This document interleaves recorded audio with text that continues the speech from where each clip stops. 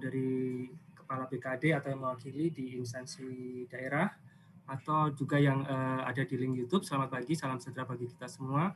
Izinkan saya Ari dari Kementerian PAN-RB akan menyampaikan sosialisasi terkait dengan peraturan pengadaan ASN tahun 2021 yang mungkin sudah kita tunggu-tunggu bersama. Jadi baik Bapak Ibu sekalian, kami singkatkan saja terkait dengan apa materi yang akan kami sampaikan. Yang pertama adalah tadi terkait dengan progres penetapan kebutuhan ASN secara keseluruhan seperti apa, kira-kira berapa instansi yang akan mengadakan. Kemudian yang kedua adalah terkait dengan Permenpan 27 tahun 2021, yang nomor 27 ini tentang pengadaan PNS. Ya. Dan kemudian nanti ada turunannya 980 2021 tentang persyaratan STR untuk melamar pada jabatan fungsional kesehatan dalam pengadaan PNS tahun anggaran 2021. Jadi kami harapkan di Permenpan 27 ini akan berlaku multi-year. Oleh karena itu persyaratan-persyaratan yang sifatnya khusus kita turunkan di dalam keputusan Menteri dan itu akan kita ganti setiap tahunnya. Demikian pula terkait dengan keputusan Menpan RB tentang nilai ambang batas. Ini juga akan kita sampaikan tapi menyusul kemudian nanti sebelum pelaksanaan SKD. Dan yang ketiga adalah Permenpan, sebetulnya ada 27, 28, dan 29. Tapi kami sampaikan dulu yang Permenpan nomor 29 tentang pengadaan P3K untuk jabatan fungsional yang secara umum. Juga di situ ada peraturan keputusan Menteri PAN-RB 981 tahun 2021 tentang persyaratan, sertifikasi, dan seleksi kompetensi tambahan untuk melamar pada jabatan fungsional dalam pengadaan P3K tahun anggaran 2021. Kemenpan RB tentang nilai ambang batas untuk P3K akan kami sampaikan kemudian. Dan yang ketiga, itu Permenpan RB nomor 28 tahun 2021 tentang pengadaan P3K untuk JF guru di instansi daerah. Ini terkait dengan nilai ambang batasnya juga akan kami menyusul. Kami susun seperti ini karena untuk 27 dan 29 bisa diikuti instansi pusat dan instansi daerah, sedangkan untuk nomor 3 itu hanya khusus untuk instansi daerah saja. Dan khusus untuk nomor 3 sifatnya adalah berlaku hanya tahun ini, jadi di tahun 2021 saja. Sedangkan 27 dan 29 kita harapkan bisa multi-year, seperti itu. Baik, kita mulai saja dengan progres penetapan kebutuhan yang sampai saat ini sudah baik. Sebelumnya ini ada sedikit statistik terkait dengan unduh dokumen, perlu kami sampaikan, bahwa kita lihat setelah kita undangkan 7 Juni dan kemudian kita upload di JDH Menpan, itu kurang lebih hampir 60 ribuan ya. Hampir 60 ribuan sudah di-download dokumen-dokumen ini, dan ini juga menjadi indikator bagi kami, bahwa sebetulnya kalau kita lihat banyak interest di masyarakat itu terkait dengan yang pengadaan PNS. Itu yang peraturan Menpan 27 2021, kemudian peraturan Menpan selanjutnya adalah di guru ini juga mungkin karena formasinya cukup besar, juga menempati yang kedua, dan yang selanjutnya adalah di peraturan Menpan terkait dengan P3K untuk jabatan fungsional. Ini adalah Bapak Ibu sekalian terkait dengan progres penetapan kebutuhan ASN 2021, di mana pada pemerintah pusat itu kita akan selenggarakan di 56 kementerian lembaga, tapi untuk LIPI, Batan, dan Lapan nanti akan kita satukan menjadi BRIN satu, jadi mungkin akan berkurang menjadi 54 kementerian lembaga, dan ada 8 sekolah kedinasan dengan jumlah formasi tadi untuk KL adalah 66.000, sedangkan sekolah kedinasan ada 8.555. Kemudian untuk pemerintah daerah dari jumlah kebutuhan sebesar 1,1 juta yang sudah kita tetapkan sejumlah 632.997, itu terdiri dari 34 Pemprov dan 495 Pemkab dan Pemkot. Kemudian secara rinciannya ada guru P3K sejumlah 531.076, kemudian P3K non guru itu sejumlah 20.960, dan CPNS itu sejumlah 80.961. Sehingga total per hari ini jumlah penetapan yang sudah dilaksanakan per cut-off 13 Juni adalah 707.622. Baik, ini ada kira-kira sebaran yang instansi daerah yang akan melaksanakan. Jadi untuk seluruh provinsi akan mengadakan pengadaan ASN 2021 ini di 34 provinsi.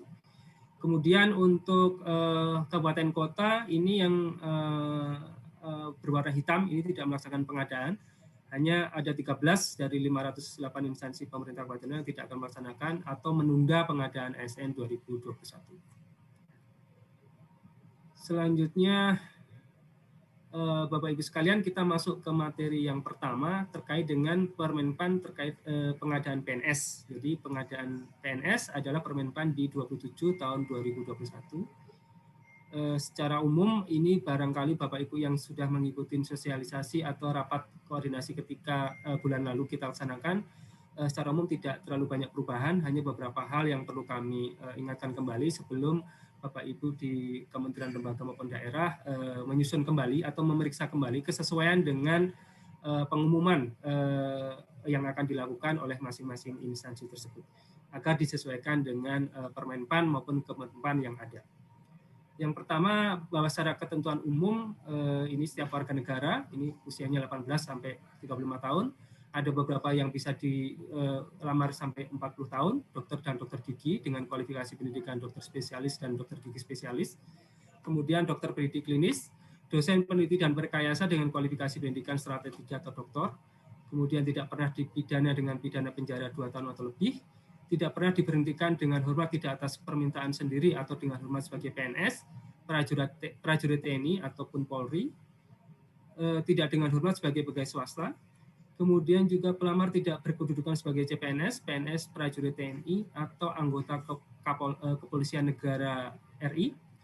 Kemudian pelamar tidak menjadi anggota pengurus parpol atau terlibat politik praktis. Pelamar memiliki kualifikasi pendidikan sesuai dengan persyaratan jabatan. Pelamar sehat jasmani dan rohani sesuai dengan persyaratan jabatan. Pelamar bersedia ditempatkan di seluruh wilayah NKRI.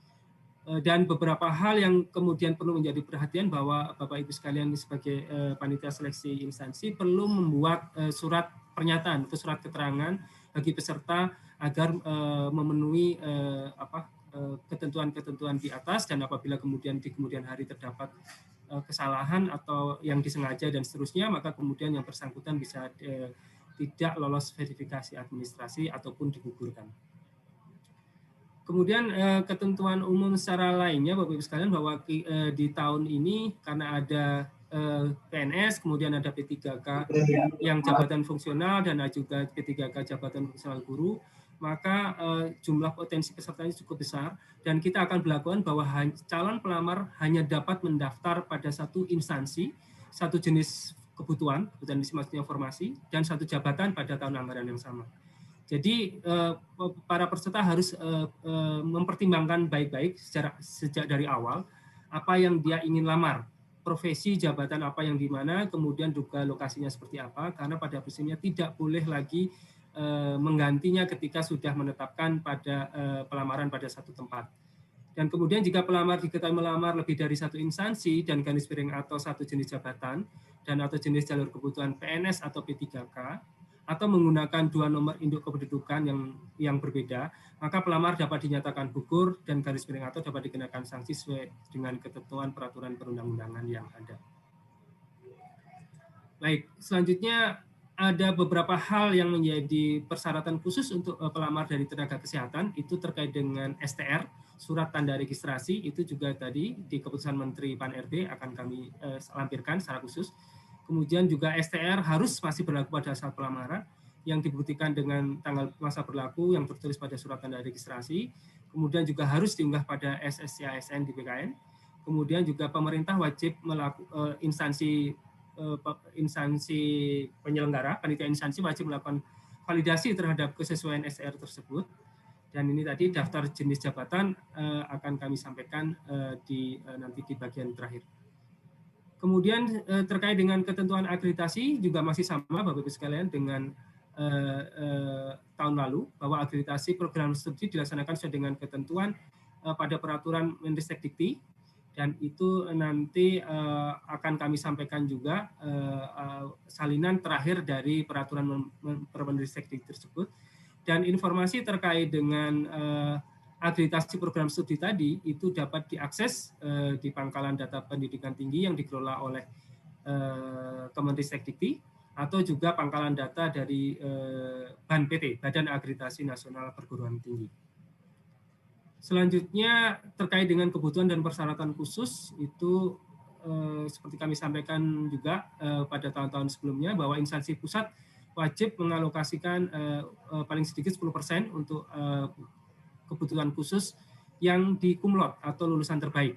Jadi total alokasi kebutuhan PNS. Jadi hanya total alokasi kebutuhan PNS, bukan PNS plus P3K, tapi hanya PNS-nya saja. Kemudian kalau instansi daerah itu tidak wajib, tapi dapat mengalokasikan kebutuhan khusus kumlot sesuai dengan kebutuhan organisasi berdasarkan penetapan kebutuhan PNS. Jadi silakan kalau instansi daerah mengalokasikan, dipersilakan, tidak juga tidak menjadi masalah.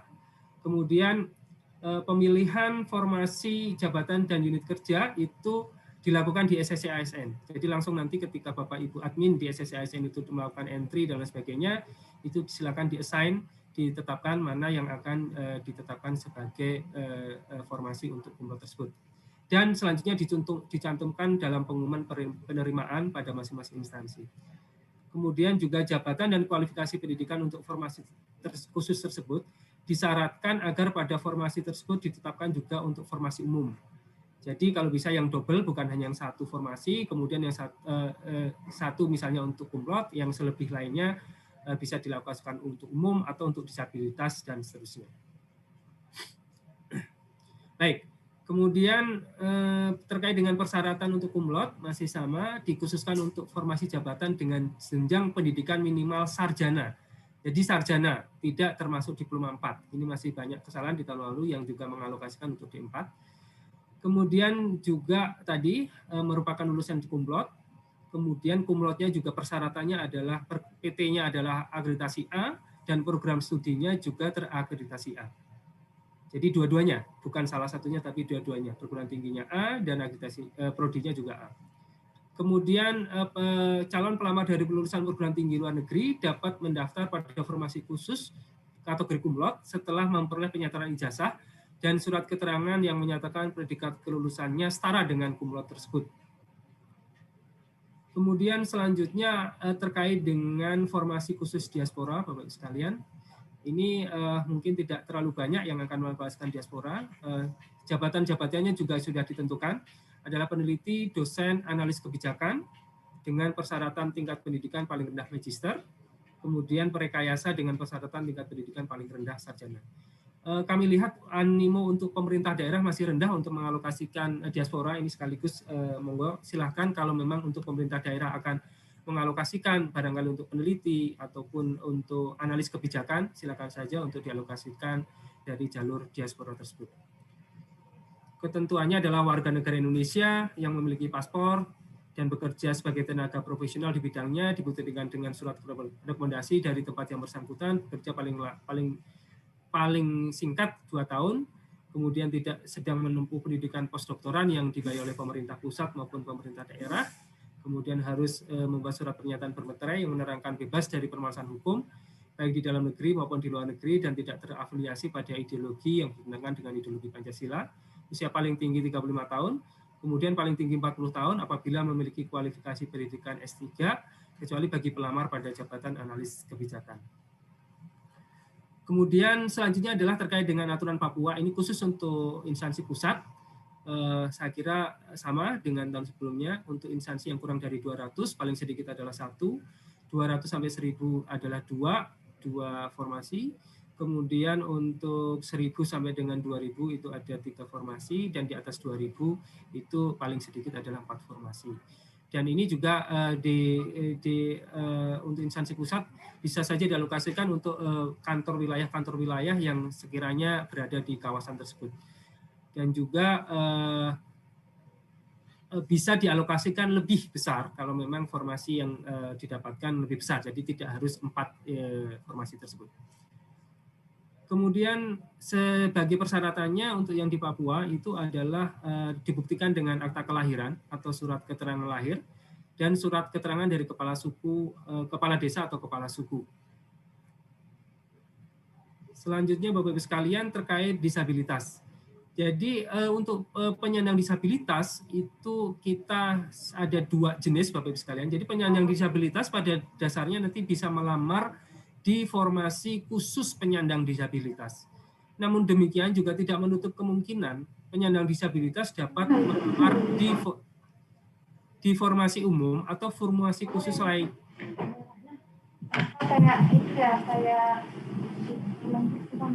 Mohon maaf Ibu dari Sekjen DPR untuk di-mute terlebih dahulu. Oke. Jadi yang pertama disabilitas bisa melamar di formasi khusus penyandang disabilitas. Tapi juga diberi kesempatan untuk melamar di formasi umum atau formasi khusus lainnya selain penyandang disabilitas. Diberikan kesempatan seluas-luasnya apabila memang memiliki kualifikasi, kompetensi, dan sesuai dengan persyaratan jabatan. Kemudian bagaimana kemudian pengaturannya Bapak-Ibu sekalian, ini tadi bahwa nanti mereka yang melamar di penyandang disabilitas, di formasi khusus penyandang disabilitas, maka akan berlaku passing grade sesuai dengan formasi khusus penyandang disabilitas tersebut. Sedangkan bagi mereka yang melamar di umum atau di kebutuhan lain atau formasi lain selain formasi penyandang disabilitas, maka akan berlaku nilai ambang batas sesuai dengan formasi yang dia lamar. Jadi kalau penyandang disabilitas dia melamar di umum, maka yang berlaku adalah passing grade untuk formasi umum tersebut. Begitu juga kalau misal dia melamar di kumlot, akan berlaku ketentuan-ketentuan yang di kumlot tersebut. Baik, selanjutnya Bapak Ibu sekalian, untuk penyandang disabilitas untuk ada persyaratan yang kemudian pertambahan, yakni terkait wajib melampirkan surat keterangan dari dokter, rumah sakit pemerintah, atau puskesmas yang menerangkan jenis dan derajat kedisabilitasannya. Kemudian juga tahun ini kita juga mewajibkan adanya penyampaian video singkat yang menunjukkan kegiatan sehari-hari pelamar dalam menjalankan aktivitas sesuai jabatan yang akan dilamar. Jadi taruhlah Bapak Ibu sekalian, ini untuk mengganti, bisa saja untuk mengganti tatap muka, verifikasi tatap muka, tapi peserta dapat mengirimkan video, misalnya adalah seorang apoteker gitu ya, seorang apoteker dalam posisi apoteker, dia kemudian seolah-olah kegiatan sehari-harinya adalah dia mengambil obat, berjalan di lorong, kemudian meracik obat, kemudian menyampaikan ke ke bagian front office-nya dan sebagainya, itu mohon bisa dideskripsikan. Memang di sini kami tidak mewajibkan berapa menit, berapa ini, silakan saja diatur di masing-masing instansi. Yang jelas harus menunjukkan kegiatan sehari-hari tersebut secara komprehensif, artinya juga seluruh anggota tubuh diperlihatkan, maksud saya dari kepala sampai kaki juga diperlihatkan, kemudian juga pada waktu melakukan aktivitas tersebut tergambar pada video tersebut. Kemudian nanti panitia seleksi instansi wajib memastikan kesesuaian antara formasi dengan jenis derajat kedisabilitasannya melalui pemeriksaan dokumen dan persyaratan khusus lainnya. Kemudian juga apabila terjadi keraguan-raguan atau perlu second opinion dan seterusnya, instansi dapat melakukan konsultasi dengan dokter spesialis kedokteran okupasi, dokter spesialis kedokteran okupasi, dan garis miring atau tim penguji kesehatan. Ini biasanya sudah ada di masing-masing provinsi atau di masing-masing kabupaten kota terkait dengan tim penguji kesehatan. Kemudian satu lagi bahwa instansi pusat dan instansi daerah dalam pengadaan PNS kebutuhan khusus penyandang disabilitas tidak diperbolehkan mencantumkan syarat yang terkait dengan keterbatasan fisik atau di luar kompetensi jabatan. Ini yang kami harapkan untuk kita beri kesempatan seluas-luasnya bagi para penyandang disabilitas. Dan memang Bapak Ibu sekalian, kami memberikan guideline kira-kira jenis jabatan apa saja yang bisa diisi penyandang disabilitas. Itu sebelah kiri adalah yang dapat diisi, sedangkan yang sebelah kanan ada yang tidak dapat diisi. Yang pertama adalah jabatan yang pekerjaannya bersifat administratif, itu dapat diisi. Kemudian jabatan yang pekerjaannya dilakukan secara rutin. Kemudian jabatan yang pekerjaannya tidak memerlukan persyaratan khusus. Dan garis miring atau jabatan yang lingkungan kerjanya tidak memiliki risiko tinggi. Itu kira-kira 4 hal guideline yang bisa diisi oleh penyandang disabilitas. Sedangkan yang tidak bisa diisi oleh penyandang disabilitas, diantaranya adalah jabatan yang pekerjaannya membutuhkan mobilitas tinggi dan cepat, jabatan yang waktu kerjanya tidak pasti, jabatan yang situasi kerjanya spesifik dalam penanganan bencana, huru-hara, dan kebakaran, dan garis miring atau jabatan yang lingkungan kerjanya memiliki risiko tinggi. Kemudian juga jabatan yang memerlukan yang pekerjaannya bersifat khusus dan spesifik yang memerlukan kesiapan dan kemampuan fisik dalam melakukan kegiatan secara efisien tanpa menimbulkan kelelahan secara fisik.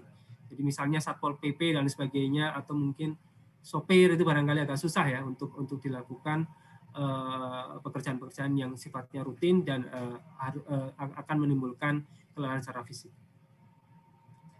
Baik, selanjutnya apa yang perlu diperhatikan untuk penyandang disabilitas ini, bahwa nanti waktu SKD, kalau yang untuk formasi umum, formasi khusus Kumlot dan Papua itu 100 menit waktu SKD-nya, sedangkan untuk disabilitas SKD-nya adalah 130 menit. Tapi bagi mereka yang melamar di formasi penyandang disabilitas. Ya, kemudian sedangkan waktu SKB-nya, karena yang lainnya adalah 90 menit, maka untuk penyandang disabilitas SKB-nya 120 menit. Jadi masing-masing ada tambahan 30 menit. Kemudian nanti panitia penyelenggara, instansi, dan garis miring atau BKN akan menyediakan aksesibilitas di lingkungan tempat pelaksanaan seleksi sesuai dengan kebutuhan penyandang disabilitas, dan juga akan menyediakan pendamping atau apabila dibutuhkan aplikasi pendukung untuk penyandang disabilitas sensorik netra. Baik, kemudian terkait dengan beberapa hal tahapan pengadaannya sendiri, ini ada perencanaan, pengumuman lowongan, pelamaran, seleksi, pengumuman hasil akhir, pengangkatan calon PNS, dan pengangkatan PNS. Yang terkait perencanaan, saya pikir sudah jelas, di situ ada jadwal pengadaan, kemudian instansi perlu menyediakan helpdesk, call center, media sosial resmi, kemudian ada prasarana dan prasarana pengadaan PNS, peraturan, pedoman, petunjuk teknis, dan sebagainya. Kemudian tadi penentuan formasi-formasi khusus, mana yang mau di-assign untuk disabilitas, mana yang di-assign untuk kumlot, dan seterusnya. Kemudian penyusunan pedoman SKB tambahan kalau memang diperlukan adanya SKB tambahan. Kemudian terkait dengan seleksi, ada seleksi administrasi, kemudian nanti ada masa sanggah, kemudian masuk ke SKD, kemudian masuk ke SKB, pengumuman hasil akhir, dan kemudian ada masa sanggah yang kedua, dan selanjutnya adalah pengangkatan calon PNS. Terkait dengan SKD, Bapak Ibu sekalian, itu SKD akan menggunakan, SKD CPNS akan menggunakan sistem CAT-BKN, kemudian akan meliputi tes wawasan kebangsaan, dan tes intelijensia umum, dan tes karakteristik pribadi. Sedangkan pelaksanaan SKD ini pada dasarnya 100 menit, tapi tadi untuk disabilitas netra ada menjadi 130 menit. Kemudian peserta dinyatakan oleh SKD dan berhak mengikuti SKB apabila memenuhi nilai ambang batas dan berada pada peringkat tertinggi dari 3 kali jumlah kebutuhan jabatan. Jadi yang diambil adalah 3 kali jumlah formasinya. Kemudian terkait dengan materi SKD, ini ada TWK, isinya adalah seperti ini. Kemudian TIU juga isinya adalah seperti ini. TKP isinya adalah seperti ini. Hanya ada satu tambahan yang di TKP yang membedakan dengan tahun lalu, yakni ada kita perkuat dari unsur anti radikalismenya. Jadi di tahun ini ada materi-materi yang penguatan terkait dengan anti radikalisme. Kemudian ketentuan terkait dengan SKB CPNS, ini tadi juga kami sudah sampaikan bahwa pada dasarnya SKB menggunakan sistem CAT-BKN, dan kemudian durasi waktunya adalah 90 menit. Kemudian kalau perlu diperlukan SKB tambahan, panitia seleksi harus membuat pedoman yang pelaksanaannya disampaikan kepada Menteri PAN-RB untuk mendapatkan persetujuan terlebih dahulu. Kemudian beberapa hal terkait dengan SKB tambahan sesuai dengan Permenpan yang ada, bahwa seandainya SKB tambahan tersebut dilakukan, maka SKB dengan CAT merupakan nilai utama dengan bobot paling rendah adalah 50% dari nilai SKB secara keseluruhan. Kemudian tes wawancara pada SKB selain dengan sistem chat diberi bobot paling tinggi 30%, jadi tidak boleh lebih dari 30%. Dan kemudian ketentuan bahwa apabila terdapat tes berupa uji penambahan nilai dari sertifikat kompetensi, maka diberikan bobot paling tinggi 20% dari nilai SKB secara keseluruhan. Sedangkan pada instansi daerah, bisa menambahkan SKB tambahan tapi bukan dalam bentuk wawancara. Kemudian apabila menambahkan dengan SKB tambahan, maka bobotnya tidak boleh lebih dari 40%. Selanjutnya beberapa jenis bentuk SKB tambahan tersebut adalah psikotes, tes potensi akademik, tes kemampuan bahasa asing, tes kesehatan jiwa, tes kesegaran jasmani atau tes kesamaptaan, tes praktek kerja, uji penambahan nilai dari sertifikat kompetensi, wawancara, dan garis miring atau tes lain sesuai dengan persyaratan jabatan. Selanjutnya terkait dengan pengolahan nilai akhir, Bapak-Ibu sekalian, bahwa secara ketentuan masih berlaku kelulusan ditentukan oleh 40% dari nilai SKD ditambahkan dengan 60% dari nilai SKB. Kemudian jika pada kesempatan terakhir setelah integrasi tersebut masih terdapat nilai yang sama, maka penentuan kelulusan akhir dilakukan secara berurutan didasarkan pada pertama adalah nilai kumulatif SKD-nya yang tertinggi. Jadi nilai total SKD-nya tertinggi dulu yang akan kita utamakan kalau terjadi kesamaan nilai. Kemudian apabila masih sama juga, maka akan ditentukan secara berurutan dari nilai TKP, tes karakteristik pribadi, kemudian TIU, dan selanjutnya ke TWK terakhirnya. Jika masih sama juga, maka nilai ditentukan berdasarkan nilai IPK yang tertinggi bagi lulusan diploma, sarjana, dan magister, sedangkan untuk lulusan SMA atau sederajat berdasarkan nilai rata-rata yang tertinggi yang tertulis di ijazah. Dan apabila di C, proses C masih sama lagi, maka yang digunakan sebagai penentuan adalah usia pelamar yang tertinggi yang digunakan. Kemudian mekanisme pengisian kebutuhan jabatan yang belum terisi, saya kira tidak ada perubahan dengan sistem yang tahun lalu. Jadi nanti kalau ada kebutuhan umum yang belum terpenuhi, maka bisa diisi dari pemenuhan khusus sepanjang jabatan, kualifikasi, pendidikan, dan unit kerja penempatannya sama, serta memenuhi PG SKD, passing grade SKD, jenis formasi umum, dan berperingkat terbaik. Begitu juga kalau khusus ada yang kosong, maka bisa diisi dari umum maupun dari formasi khusus lainnya. Kemudian jika masih ada yang kosong lagi, maka khusus untuk instansi daerah, maka bisa diisikan dari unit kerja penempatan yang berbeda. Jadi kalau misalnya dokter di puskesmas A itu kosong, ternyata di puskesmas B masih terdapat kekosongan, di A dan B terisi, tapi masih ada yang kalah, kemudian di C terjadi kekosongan, maka dalam satu kabupaten kota, di puskesmas yang kosong tersebut masih bisa diambilkan dokter dari puskesmas A dan B. Kemudian bagi instansi pusat itu juga bisa melakukan pengelompokan, jadi pengelompokan untuk unit penempatan lokasi kebutuhan yang sama, maka nanti pengisian kebutuhan jabatan yang belum terpenuhi hanya diberlakukan pada kebutuhan jabatan yang telah dikelompokkan tersebut. Jadi ini khusus untuk pusat, bisa dilakukan pengelompokan, baik nanti di level eselon yang lebih tingginya, eselon 2 atau eselon 1, atau bisa berdasarkan zona geografis tertentu, zona wilayah tertentu. Baik, saya kira ini mekanisme pengisian kekosongan yang tidak terisi. Jadi pertama dilakukan umum, kumlot, disabilitas. Di sini misalnya sebagai contoh disabilitas yang ada yang kosong, maka kemudian nanti dari peserta umum yang sudah kalah, kumlot yang sudah kalah tapi memenuhi nilai ambang batas SKD formasi umum itu nanti dapat mengisi dan seterusnya. Ini tadi gambarannya seperti ini. Kemudian ini sebaliknya ya, kalau formasi umum yang kosong juga masih bisa diisi sebaliknya. Dan ini khusus untuk daerah, apabila tadi di puskesmas masih terjadi kekosongan, maka bisa diisi dari misalnya perawat dari tempat lainnya. Dan itu seluruhnya dilakukan by system, Bapak Ibu sekalian. Dilakukan by system di BKN, jadi tidak berdasarkan pengusulan secara manual. Jadi Bapak Ibu nanti di instansi daerah tidak perlu mengusulkan mana yang mau diisi, mana siapa yang diisi, tapi seluruhnya akan dilakukan by system. Kemudian terkait dengan masa sanggah, ada beberapa hal yang kami perlu menjadi perhatian, bahwa masa sanggah dilakukan 2 kali selama proses seleksi pengadaan PNS. Yang pertama pada saat selesai pengumuman seleksi administrasi. Yang kedua pada hasil akhir seleksi, jadi setelah integrasi SKD dan SKD. Pelamar dapat mengajukan sanggahan paling lama 3 hari sejak hasil seleksi diumumkan melalui SSC ASN. Kemudian panitia seleksi instansi dapat menerima atau menolak alasan sanggahan yang diajukan oleh pelamar. Kemudian panitia seleksi instansi dapat menerima alasan sanggahan dalam hal kesalahan bukan berasal dari pelamar.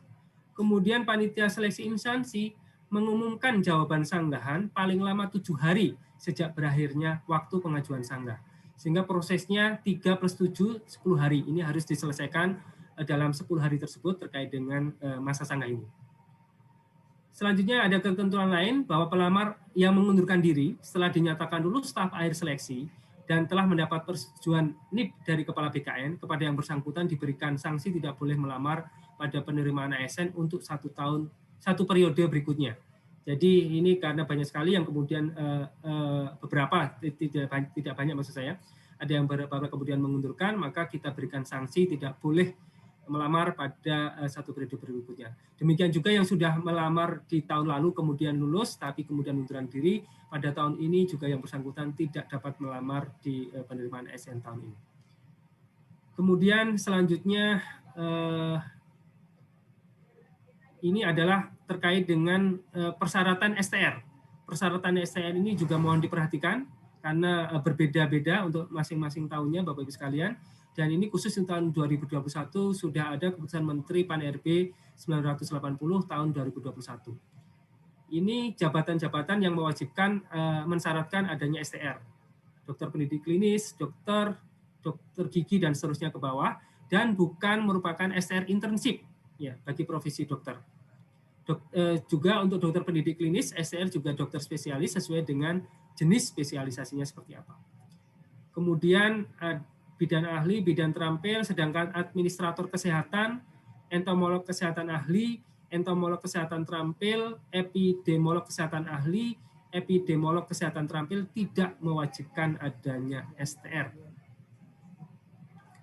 Selanjutnya, nutrisional untuk penyuluh kesehatan masyarakat ahli, penyuluh kesehatan masyarakat terampil juga tidak mewajibkan adanya STR. Selanjutnya sanitarian ahli, pembimbing kesehatan kerja juga tidak mewajibkan adanya STR.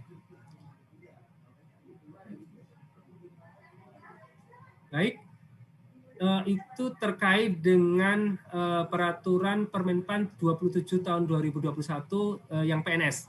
Sekarang kita menuju ke yang kedua Bapak Ibu sekalian, terkait dengan Permenpan RB nomor 29 tahun 2021 tentang pengadaan P3K untuk jabatan fungsional. Jadi ini untuk seluruh jabatan fungsional, kecuali untuk jabatan fungsional guru di instansi daerah. Itu nanti ada di bagian akhir di Permenpan 28 tahun 2021.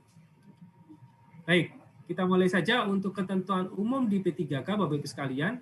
Setiap warga negara Indonesia dapat melamar menjadi P3K dengan ketentuan usia paling rendah 20 tahun dan paling tinggi 1 tahun sebelum batas usia pensiun pada jabatan tersebut. Jadi kalau untuk guru, usia pensiunnya adalah 60 tahun, maka seseorang yang berumur 59 tahun kurang 1 hari atau kurang 2 hari pun pada saat pelamaran itu masih bisa melamar. Kemudian tidak pernah dipidana penjara 2 tahun atau lebih, tidak pernah diberhentikan dengan hormat tidak atas permintaan sendiri atau tidak dengan hormat sebagai ASN, prajurit TNI, anggota kepolisian negara RI atau pegawai swasta, tidak menjadi anggota parpol atau terlibat politik praktis, tidak memiliki kualifikasi pendidikan sesuai dengan persyaratan jabatan, memiliki kompetensi sesuai dengan sertifikasi keahlian atau keterampilan tertentu yang masih berlaku, seperti halnya STR tadi di kesehatan. Kemudian sehat jasmani dan rohani sesuai dengan persyaratan jabatan yang dilamar. Persyaratan lain sesuai dengan kebutuhan jabatan yang ditetapkan oleh BPK. Kemudian tadi calon pelamar juga hanya dapat melamar pada satu instansi di satu formasi jabatan. Kemudian ada persyaratan minimal 3 tahun berpengalaman di bidang kerja yang relevan dengan jabatan fungsional yang dilamar. Ya, ini dibuktikan dengan surat keterangan ditandatangani oleh minimal pejabat tinggi pratama untuk yang bekerja di instansi pemerintah dan minimal direktur kepala divisi yang membidangi SDM HRD di perusahaan swasta atau lembaga swadaya dan masyarakat pemerintah atau yayasan. persyaratan-persyaratan terkait dengan 3 tahun dan STR, kemudian sertifikasi dan sebagainya, kita atur dalam keputusan Menteri. Nanti kami sampaikan juga di bagian terakhir. Kemudian terkait dengan penyandang disabilitas, jadi pada prinsipnya berbeda dengan CPNS, untuk penyandang disabilitas tidak disediakan formasi khusus di P3K. Namun demikian mereka dapat melamar pada seluruh formasi yang ada, dan kemudian ketika yang bersangkutan terverifikasi sebagai disabilitas, maka nanti akan ada penambahan nilai sebesar 10% pada seleksi kompetensi teknisnya. Sedangkan secara persyaratannya untuk penyandang disabilitas sama halnya tadi, memiliki jasa yang sesuai dengan kualifikasi pendidikannya, sesuai dengan persyaratan jabatan. Kemudian juga pada saat pelamaran di SSC ASN nanti juga wajib menyatakan bahwa yang bersangkutan penyandang disabilitas. Kemudian juga menyampaikan dokumen, yakni dokumen surat keterangan resmi dari rumah sakit pemerintah atau puskesmas yang menyatakan jenis dan derajat kedisabilitasannya. Kemudian juga menyampaikan video singkat yang menunjukkan kegiatan sehari-hari dalam menjalankan aktivitas sesuai jabatan yang akan dilamar. Dan instansi pemerintah dapat menyatakan jabatan dan unit penempatan yang tidak dapat dilamar oleh penyandang disabilitas. Jadi nanti kalau ada keraguan-keraguan seperti halnya dengan CPNS tadi, itu wajib untuk dilakukan konsultasi dengan dokter okupansi, spesialis okupansi atau tim penguji kesehatan. Kemudian terkait dengan pengadaan P3K, itu ada perencanaan, pengumuman lowongan, pelamaran, seleksi, pengumuman hasil seleksi, dan pengangkatan menjadi P3K. Di perencanaan itu masing-masing instansi juga wajib mengatur jadwal pengadaan, kemudian prasarana dan sarana, juga terkait peraturan, pedoman, petunjuk teknis, penyusunan pedoman seleksi kompetensi teknis jika ada, dan sarana yang diperlukan. Kemudian juga prasarana dan sarana bagi pelamar lainnya. Baik, kemudian pada perencanaan juga diharapkan juga tetap menyediakan helpdesk, call center, media sosial, kemudian pengelompokan jabatan bagi instansi pusat jika diperlukan, kemudian juga penyusunan pedoman seleksi kompetensi teknis tambahan jika diperlukan. Kemudian untuk pengelompokan jabatan itu tadi sudah kami sampaikan, bisa didasarkan atas unit eselon di atasnya, bisa eselon 2 atau eselon 1, bisa juga didasarkan pada wilayah unit penempatan, wilayah geografisnya. Sebagai contoh ini kalau seandainya jabatan sama, kemudian kualifikasi pendidikannya sama, kemudian unit kerja penempatannya misalnya tadinya di eselon 2 seperti ini, tapi kemudian bisa dikumpulkan jadi eselon 1. Kemudian nanti di SSCN diganti namanya untuk unit kerja penempatannya tersebut menjadi nama yang sudah digabungkan tadi atau dikelompokkan tadi. Kemudian ini juga sama untuk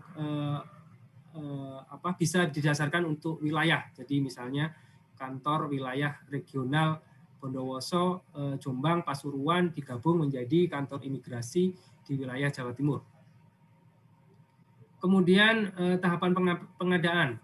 Yang pertama adalah pada waktu saat pengumuman lowongan, Bapak Ibu sekalian, nama jabatan itu wajib dimuat, kemudian jumlah lowongan, unit kerja penempatan, instansi yang membutuhkan, kualifikasi, kemudian lamaran yang ditujukan ke SSCN, jadi seluruhnya dilakukan secara elektronik. Kemudian jadwal tahapan seleksi, syarat yang harus dipenuhi, helpdesk, call center, media sosial resmi yang dikelola masing-masing instansi, dan yang terakhir adalah masa hubungan perjanjian kerja.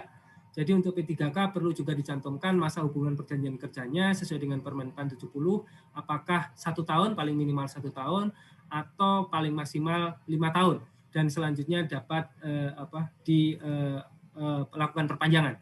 Jadi pada waktu pengumuman pelowongan mohon untuk dilakukan pemberitaan juga berapa masa hubungan perjanjian kerja yang akan diaplikasikan untuk P3K di tempat Bapak Ibu sekalian.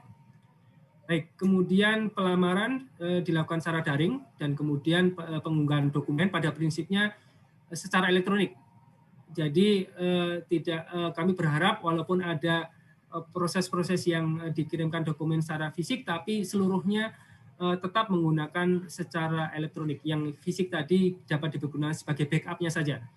karena nanti proses-proses dokumen tersebut akan dipergunakan selanjutnya seandainya yang bersangkutan lulus, kemudian pemberkasan dan sebagainya tetap akan dipergunakan. Kemudian terkait dengan seleksi P3K-nya sendiri, Bapak Ibu sekalian, nanti ada seleksi administrasi, hanya ada 2, berbeda dengan CPNS. Kalau di CPNS ada seleksi administrasi, kemudian SKD, dan kemudian SKB. Tapi di seleksi P3K hanya 2, seleksi administrasi dan seleksi kompetensi saja. Di mana pada seleksi administrasi kita lakukan pencocokan persyaratan administrasi dan kualifikasi dengan dokumen pelamaran. Sedangkan pada seleksi kompetensi itu dilakukan untuk menilai kesesuaian kompetensi manajerial, teknis, sosiokultural yang dimiliki oleh pelamar dengan standar kompetensi jabatan. Kemudian untuk seleksi kompetensi sendiri terdiri dari teknis, manajerial, sosiokultural, dan kemudian dilanjutkan dengan wawancara yang berbasis komputer. Itu dalam satu rangkaian. Materinya kurang lebih seperti ini. Saya kira tidak akan kami berikan terlalu detail, hanya yang teknis ya tentu saja yang berkaitan dengan bidang teknis jabatannya. Sedangkan pada kompetensi manajerial itu akan terkait dengan pengetahuan, keterampilan, dan sikap perilaku dalam berorganisasi yang dapat diamati, diukur, dan dikembangkan terkait dengan integritas, kerjasama, komunikasi, orientasi pada hasil, pelayanan publik, pengembangan diri dan orang lain, mengelola perubahan, pengambilan keputusan. Sedangkan pada sosiokultural itu pengetahuan, keterampilan, dan sikap perilaku dalam berinteraksi dengan masyarakat majemuk dalam hal agama, suku dan budaya, perilaku, wawasan kebangsaan, etika, nilai-nilai, moral, emosi, dan prinsip dalam peran pemangku jabatan sebagai perekat bangsa yang terkait dengan kepekaan terhadap perbedaan budaya, kemampuan berhubungan sosial, kepekaan terhadap konflik, pengendalian diri, dan empati. Selanjutnya untuk seleksi kompetensi teknis Bapak Ibu sekalian pada prinsipnya seluruhnya menggunakan CAT. Hanya kalau seandainya instansi pusat maupun daerah ingin menambahkan seleksi kompetensi tambahan, itu juga kompetensi tambahan juga masih dimungkinkan. Namun segera saja bersurat untuk mendapatkan persetujuan dari Menteri Pan-RB. Dan jumlahnya hanya 1. Dan ini tidak seluruhnya akan kami berlakukan untuk kompetensi teknis tambahan ini. Dan beberapa hal instansi pusat itu akan memang kami setuju untuk kompetensi teknis tanpa CAT. Seperti untuk yang jabatan madya, yang untuk peneliti, dan beberapa jabatan madya di dokter spesialis. Itu nanti kompetensi teknisnya tidak menggunakan CAT, tapi menggunakan persyaratan-persyaratan lain yang cukup ketat. Ada beberapa hal yang nanti disampaikan di keputusan Menteri. Baik, kemudian terkait dengan penambahan nilai, tadi kami sampaikan ada 2 jenis penambahan nilai. Yang pertama adalah terkait dengan penyandang disabilitas. Bahwa penyandang disabilitas yang nanti melamar pada P3K, maka setelah diverifikasi tentu saja, maka akan kita tambahkan nilai tambahan sebesar 10% dari nilai maksimal kompetensi teknis. Juga terkait beberapa sertifikat kompetensi yang memungkinkan untuk P3K yang ini ditentukan oleh instansi pembina, maka akan kita berikan tambahan nilai maksimal sebesar 25%. Jenis dan bobot sertifikat kompetensi sebagaimana angka 2 itu diusulkan instansi pembina CF untuk mendapatkan persetujuan Menteri Pan-RB. Dan alhamdulillah nanti di bagian akhir juga akan kami sampaikan terkait dengan keputusan Menteri Pan-RB untuk jabatan mana saja yang melakukan sertifikasi kompetensi tersebut. Selanjutnya Bapak Ibu sekalian, bahwa penambahan nilai tersebut paling maksimum adalah 100%. Jadi berlaku akumulatif. Jadi misalnya seseorang yang penyandang disabilitas dan kebetulan yang bersangkutan memiliki kompetensi sertifikat kompetensi juga, maka nilai tambahnya adalah sebesar 10% ditambah 25%. Sebesar 35%. Kemudian misalnya yang bersangkutan mendapatkan nilai 80% dari nilai maksimum, maka yang akan didapatkan yang bersangkutan bukannya 80 ditambah 25 ditambah 10 atau 115, tapi maksimum adalah 100%. Gitu. Jadi maksimumnya tetap 100%. Itu yang kita sebut dengan bahwa nilai tambahan secara kumulatif tidak dapat melebihi 100% dari total nilai seleksi kompetensi teknisnya.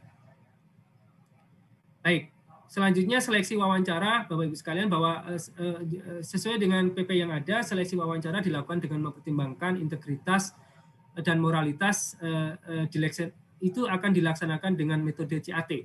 Jadi nanti begitu selesai yang seleksi kompetensi teknis, langsung 10 menit kemudian dilakukan dengan wawancara yang berbasis CAT.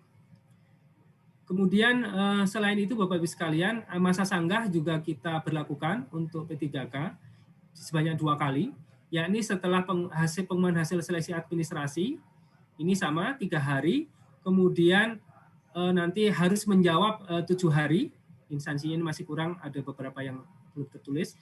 Kemudian juga pada nanti selesai hasil akhir seleksi, juga nanti diajukan sanggahan 3 hari oleh pelamar, kemudian dijawab oleh instansi selama 7 hari.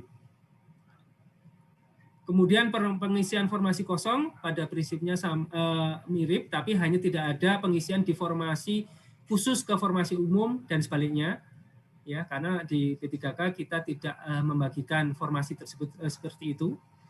Kemudian instansi pusat juga dapat diberlakukan pengisian hanya terbatas pada yang telah dikelompokkan tadi, yang unit, yang jabatan dan unit penempatannya, jabatan dan kualifikasi pendidikannya sama. Kemudian pada waktu pengumuman hasil akhir itu juga sama, kita berlakukan punishment apabila yang bersangkutan ternyata kemudian mengundurkan diri, sama halnya dengan CPNS. Kemudian pada periode berikutnya tidak bisa melamar, seperti itu. Pada prinsipnya kita akan melakukan seperti itu. Baik, selanjutnya adalah keputusan Menteri Pan-RB 981 tahun 2021 tentang persyaratan, sertifikasi, dan seleksi kompetensi teknis tambahan untuk melamar pada jabatan fungsional dalam pengadaan P3K tahun anggaran 2021. Jadi sekali lagi ini merupakan tambahan dari Permenpan tadi, yang ini hanya kita berlakukan di tahun 2021. Pada prinsipnya ada beberapa jabatan fungsional yang kemudian dari instansi pembinanya sudah mengusulkan beberapa persyaratan yang akan diberlakukan. Sedangkan persyaratan secara umumnya Bapak Ibu sekalian adalah bahwa setiap pelamar yang melamar pada jabatan fungsional dalam pengadaan P3K wajib memiliki pengalaman paling singkat adalah 3 tahun. 3 tahun di bidang kerja yang relevan dengan jabatan fungsional yang dilamar untuk jenjang pemula, terampil, dan ahli pertama. Sekali lagi untuk jenjang pemula, terampil, dan ahli pertama itu paling singkat 3 tahun. Sedangkan untuk jenjang mahir, penyelia, ahli muda dan ahli madya paling singkat adalah 5 tahun. Ya. Ini yang untuk B ini belum ada di instansi daerah, sebagian besar. Untuk yang B hanya ada di instansi pusat. Itu diberlakukan untuk ahli muda dan ahli madya paling singkat adalah 5 tahun. Kemudian persyaratan tersebut dibuktikan tadi ditandatangani oleh surat keterangan yang ditandatangani oleh pejabat tinggi pratama. Ya. Kemudian untuk mereka yang bekerja pada perusahaan swasta, lembaga swadaya non pemerintah atau yayasan, itu paling rendah adalah direktur atau kepala divisi atau yang membidangi SDM atau Human Resource Development. Selanjutnya kami sampaikan beberapa contoh ya Bapak Ibu sekalian yang P3K yang membutuhkan persyaratan wajib tambahan atau yang bisa diberlakukan ya tambahan nilai sebesar maksimal 25% untuk beberapa jenis jabatan fungsional. Misalnya penerjemah.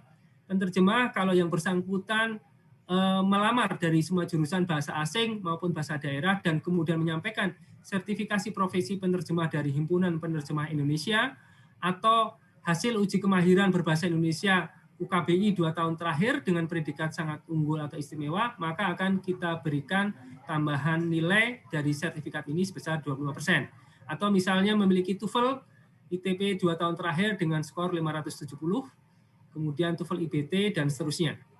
Juga termasuk bahasa Jepang dan seterusnya.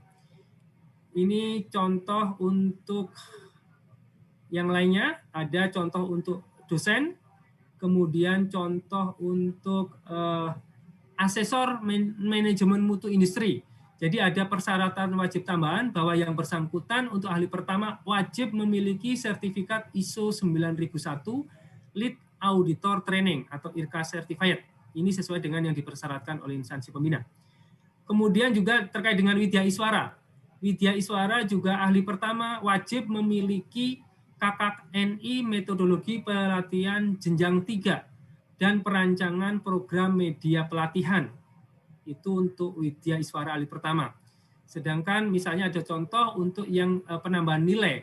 Misalnya pembina jasa konstruksi ahli pertama, itu apabila yang yang bersangkutan memiliki sertifikasi keahlian konstruksi ahli muda bidang manajemen pelaksanaan yang dikeluarkan oleh asosiasi profesi yang terakreditasi Lembaga Pengembangan Jasa Konstruksi LPJK antara lain ahli manajemen konstruksi, ahli manajemen proyek, ahli K3 konstruksi, ahli sistem manajemen mutu, itu akan ditambahkan tambahan untuk sertifikasi kompetensi teknis maksimal sebesar 25%.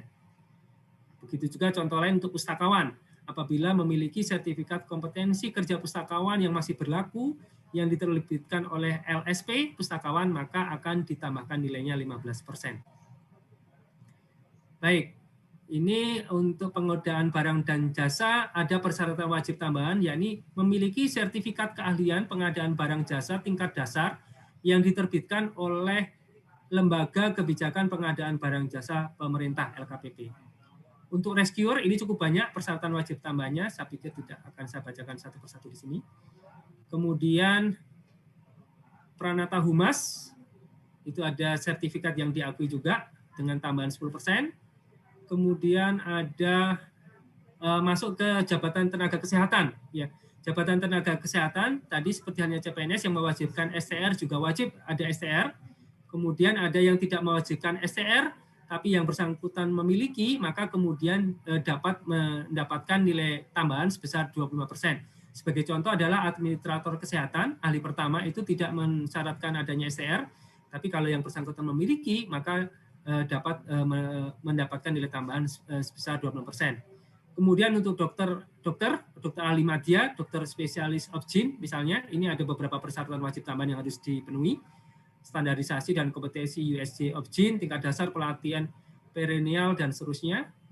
Itu juga portofolionya, karya ilmiah, kemudian pelayanan obstetri, penulisan buku, penghargaan prestasi dan sebagainya juga wajib dipenuhi. Baik, kemudian selanjutnya persyaratan wajib masih di dokter ya, ini STR rata-rata. Kemudian ini masih di STR tenaga kesehatan. STR tenaga kesehatan masih cukup banyak karena ada 32 jabatan. Kemudian ini sudah masuk ke pembimbing kesehatan kerja sama penyuluh kesehatan masyarakat. Ini masih tenaga kesehatan, masih STR. Sanitarian STR sebagai nilai tambah ya. Kemudian psikolog klinik itu masih STR. Kemudian untuk peneliti ini saya pikir khusus untuk peneliti di ahli madya ada persyaratan khusus yang nanti akan diterapkan oleh BRIN. Saya kira tidak saya perlu bacakan satu persatu di sini. Kemudian arsiparis juga kalau memiliki sertifikat bimbingan teknis pemberkasan arsip aktif akan mendapatkan tambahan poin sebesar 10% dari kompetensi teknis. Kemudian juga apabila arsip dinamis untuk ahli pertama itu akan mendapatkan penambahan nilai sebesar 10%. Saya kira demikian untuk materi terkait dengan P3K, jadi Permenpan 29, dan kemudian beberapa persyaratan tambahan, persyaratan wajib tambahan maupun sertifikasi dan persyaratan tadi pengalaman kerja yang ada di keputusan Menteri yang telah kami sampaikan. Selanjutnya Bapak Ibu sekalian, kami sampaikan untuk yang peraturan Menteri yang ketiga, yakni Peraturan Menteri nomor 28 tahun 2021 tentang pengadaan P3K JF Guru pada instansi daerah tahun 2021. Namun demikian, ini mungkin bagi Bapak Ibu yang di kementerian lembaga di pusat tidak relevan ya, karena ini hanya khusus untuk instansi daerah. Jadi monggo silahkan kalau tidak mengikuti paparan kami juga dipersilakan karena ini memang khusus untuk guru-guru di instansi daerah. Sebelum kami lanjut, kami mohon izin minum dulu, Mbak.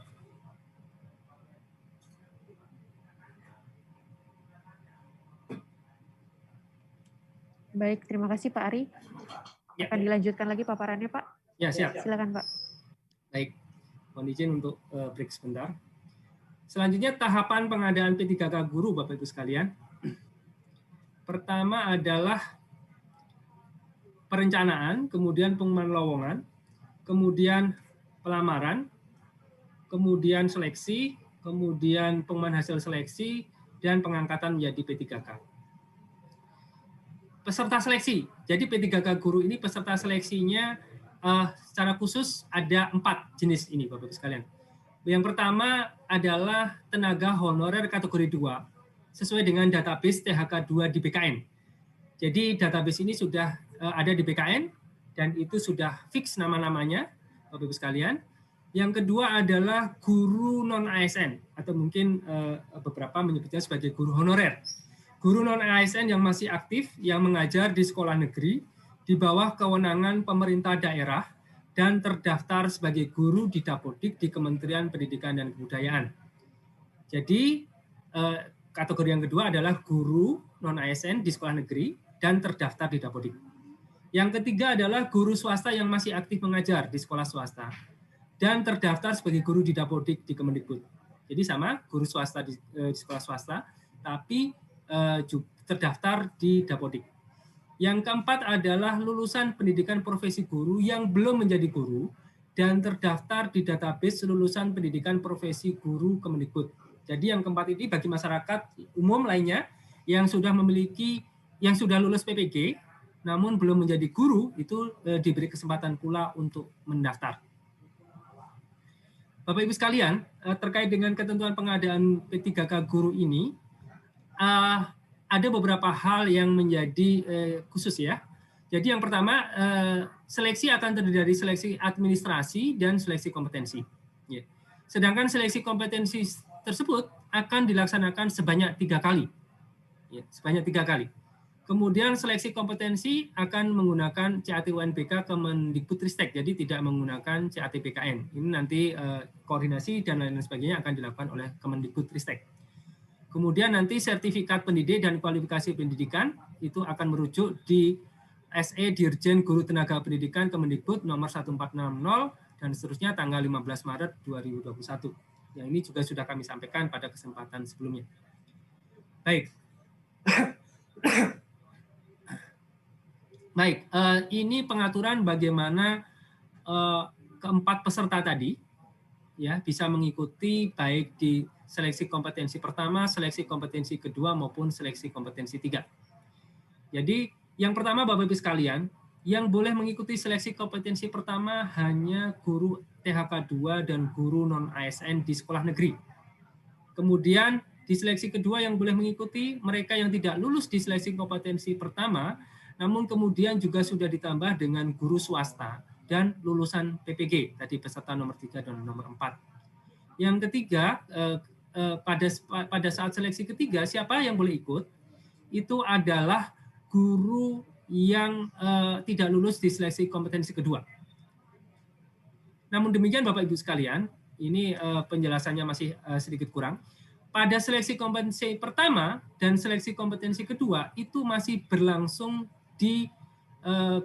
sesuai dengan kewenangan masing-masing. Jadi maksud saya gini, untuk guru TK, PAUD, SD, dan SMP karena merupakan kewenangan kabupaten kota masih diberlakukan pada lingkup tersebut untuk tes pertama dan tes kedua. Sedangkan untuk guru SMA, SMK, SLB itu karena merupakan kewenangan provinsi, maka dilakukan pada lingkup provinsi tersebut.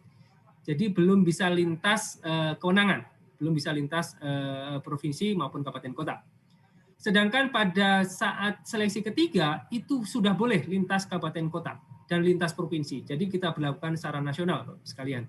Ini yang membedakan. Dan ini kira-kira aturannya, alurnya nanti adalah, alur garis besarnya adalah seperti ini. Nanti pada saat pertama, itu seluruh peserta, jadi peserta pertama, kedua, ketiga, keempat, itu akan membuat akun di SSCN. Kemudian pada seleksi kompetensi pertama itu hanya peserta pertama dan kedua saja yang bisa memilih formasi. Ya, peserta pertama dan kedua saja yang bilang formasi. Kemudian peserta yang sudah tersedia formasi di tempat sekolahnya, dia harus melamar atau akan langsung ditempatkan formasinya sesuai dengan tempat sekolah dia mengajar saat ini.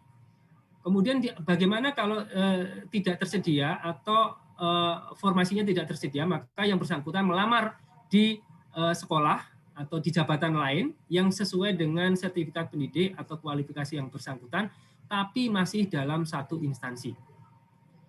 Kemudian yang kedua, akan dilakukan seleksi ya. Jadi seleksi kemudian lulus. Ada yang tidak lulus. Di seleksi kedua, seleksi pertama yang lulus itu langsung bisa dilakukan pemberkasan. Sedangkan tentunya ada masa sanggah dan sebagainya Bapak Ibu sekalian. Dan yang tidak lulus maka diberi kesempatan untuk mengikuti seleksi kompetensi yang kedua. Dan pada saat ini peserta pertama dan kedua akan memilih kembali formasi yang belum terisi. Ya.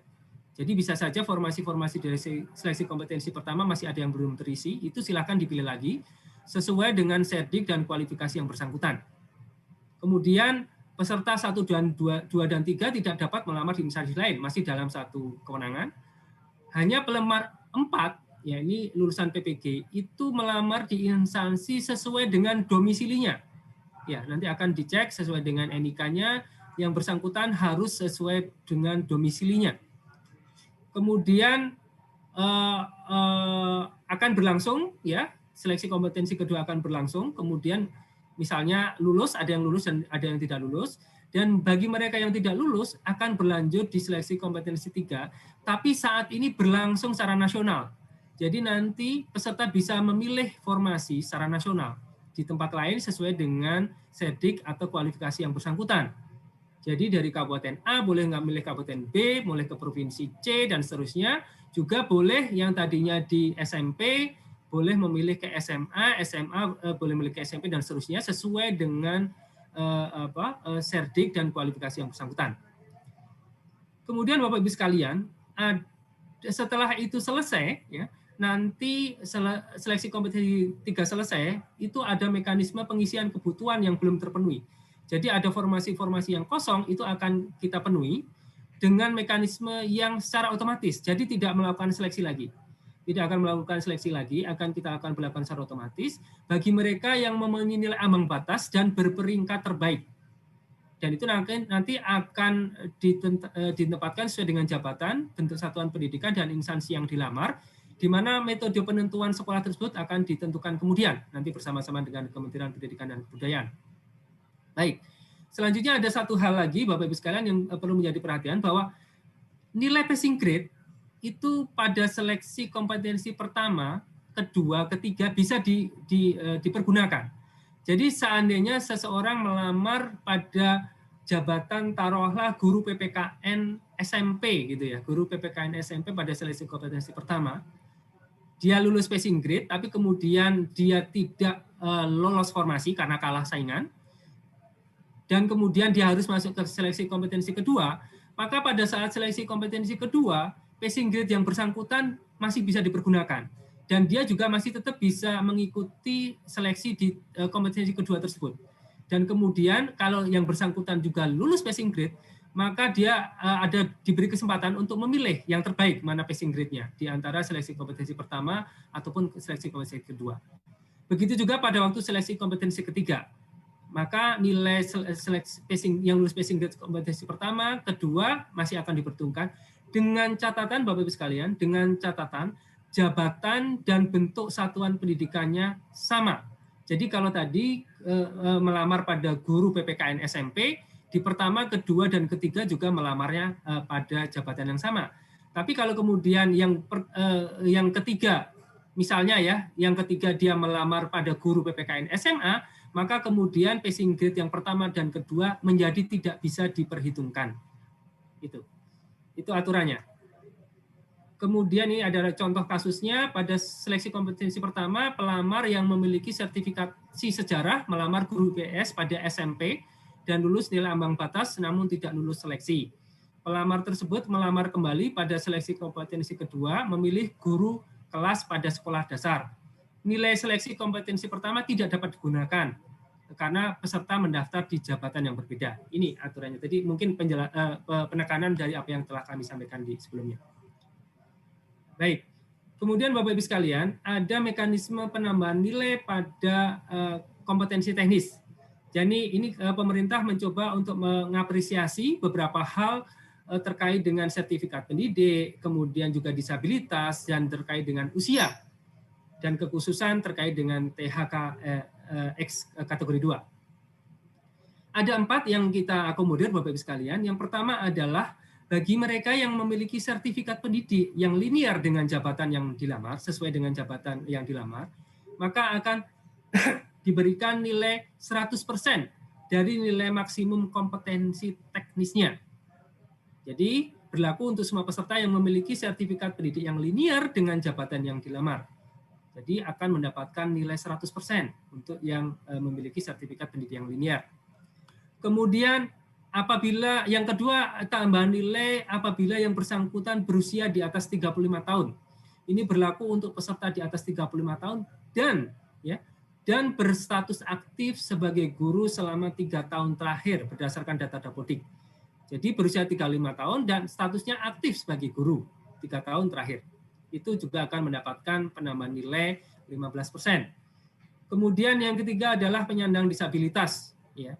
Itu karena kita tidak menyediakan formasi khusus untuk disabilitas di sekolah-sekolah tertentu, maka penyandang disabilitas pada prinsipnya dapat melamar pada seluruh jabatan. Hanya ada beberapa jabatan yang tidak dilamar, itu ada di Permenpannya juga, oleh beberapa jenis disabilitas tertentu.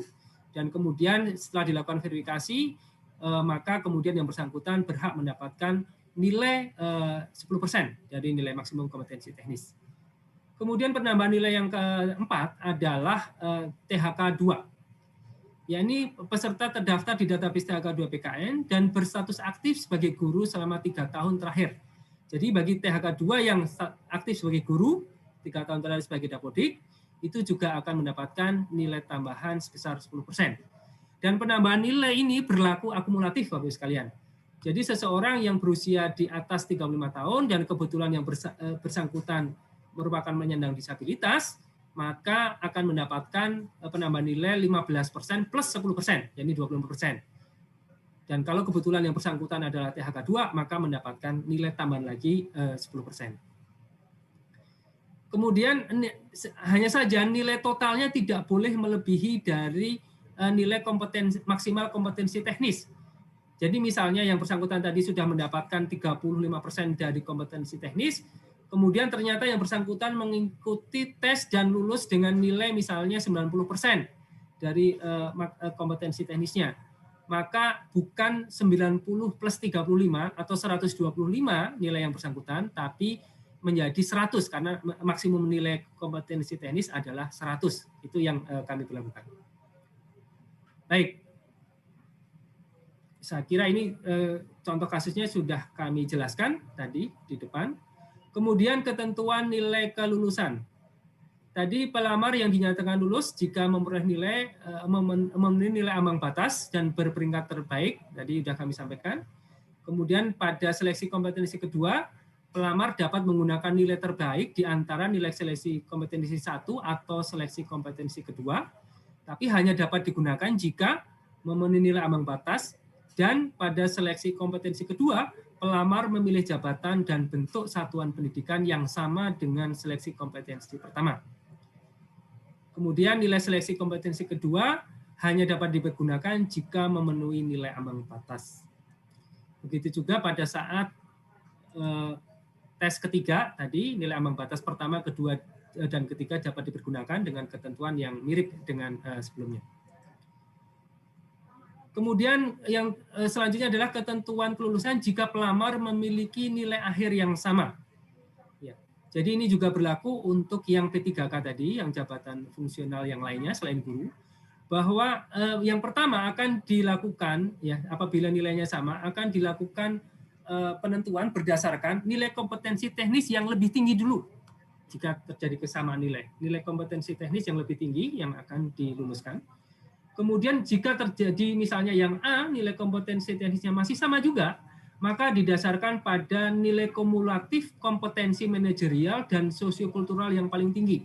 Jadi nanti passing grade kompetensi manajerial dan sosiokultural itu dijadikan satu, Bapak Ibu sekalian, dan itu mana yang paling tinggi, itu yang akan menjadi penentu untuk keduanya. Dan seandainya di proses B masih sama juga, maka akan digunakan ya kelulusan didasarkan pada nilai wawancara yang paling tinggi. Dan ternyata kalau C-nya juga masih sama juga nilainya, maka ketentuan kelulusan didasarkan pada usia yang lebih tinggi dari peserta-peserta yang bersangkutan. Masa sanggah. Masa sanggah pada prinsipnya sama, peserta yang keberatan itu mengajukan sanggahan paling lama 3 hari sejak hasil seleksi diumumkan. Kemudian sanggahan diajukan oleh portal SSASN. Kemudian panitia wajib mengumumkan, memproses sanggahan tersebut dan selanjutnya mengumumkan ulang hasil sanggahan tersebut paling lama 7 hari sejak berakhirnya waktu pengajuan sanggah. Saya kira demikian Bapak Ibu sekalian yang dapat kami sampaikan. Terima kasih atas perhatiannya dan kita masih bisa ada beberapa waktu lagi untuk kita lakukan sesi tanya jawab ataupun barangkali ada yang ingin disampaikan kepada kami. Terima kasih. Waktu dan tempat kami kembalikan ke Mbak Karimah selaku moderator. Baik Pak Ari, terima kasih atas penjelasannya.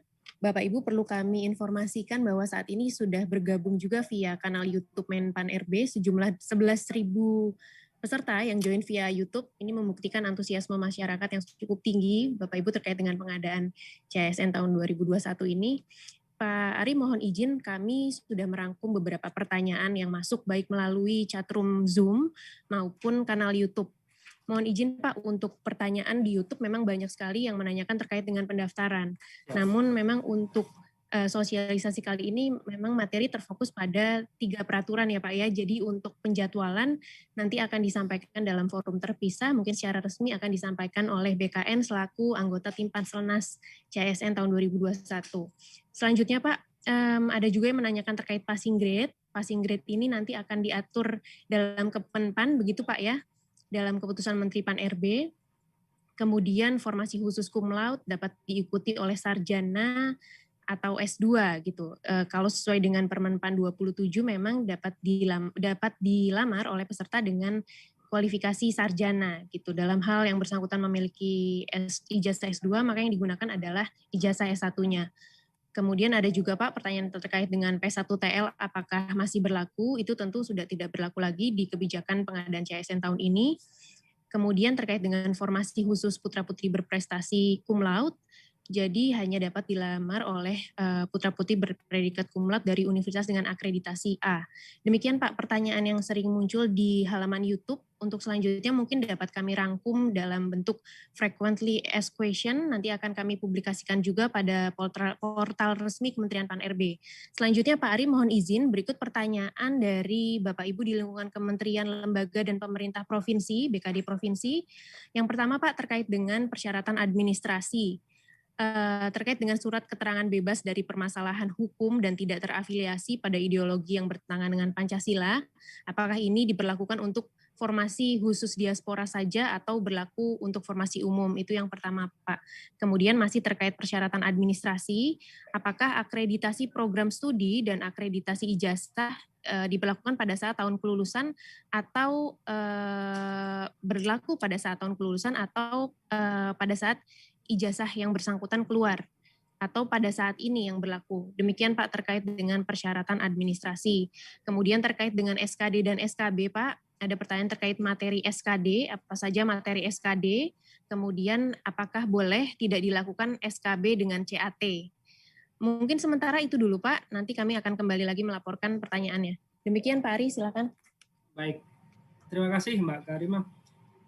Jadi pertama terkait dengan diaspora. Jadi untuk diaspora memang kami perketat Bapak Ibu sekalian karena ada kemungkinan mereka kemudian sudah lama tinggal di luar negeri, terafiliasi dan sebagainya, sehingga diperlukan adanya statement khusus sebelum yang bersangkutan bisa masuk menjadi ASN di Indonesia. Sedangkan terkait dengan persyaratan-persyaratan yang untuk yang di dalam negeri, yang ketentuan umum, saya kira tadi di slide kami sudah jelas bahwa ada beberapa persyaratan, yakni tidak pernah dipidana dengan pidana penjara 2 tahun, kemudian tidak pernah diberhentikan, tidak berkedudukan dan sebagainya, tidak menjadi anggota parpol dan sebagainya. Ini monggo saja silakan diaplikasikan di masing-masing instansi, bentuknya seperti apa. Hanya kami mempersyaratkan bahwa itu ada surat keterangan, apa surat pernyataan resmi, atau semacam surat lamaran atau surat apa gitu yang menyatakan bahwa yang bersangkutan memenuhi kriteria-kriteria tersebut dan di kemudian hari bersedia untuk digugurkan seandainya ada keterangan-keterangan yang tidak sesuai dengan apa yang telah disampaikan pada saat pelamaran tersebut. Kemudian akreditasi pada prinsipnya pada saat kelulusan, ya. Akreditasi saya kira di Permenpan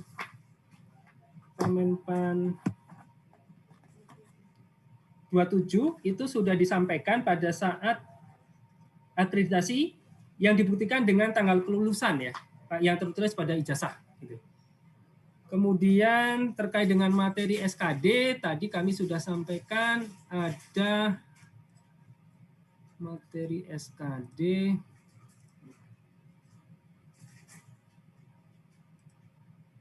Materi SKD ada TWK, TIU, dan TKP, Bapak-Ibu sekalian.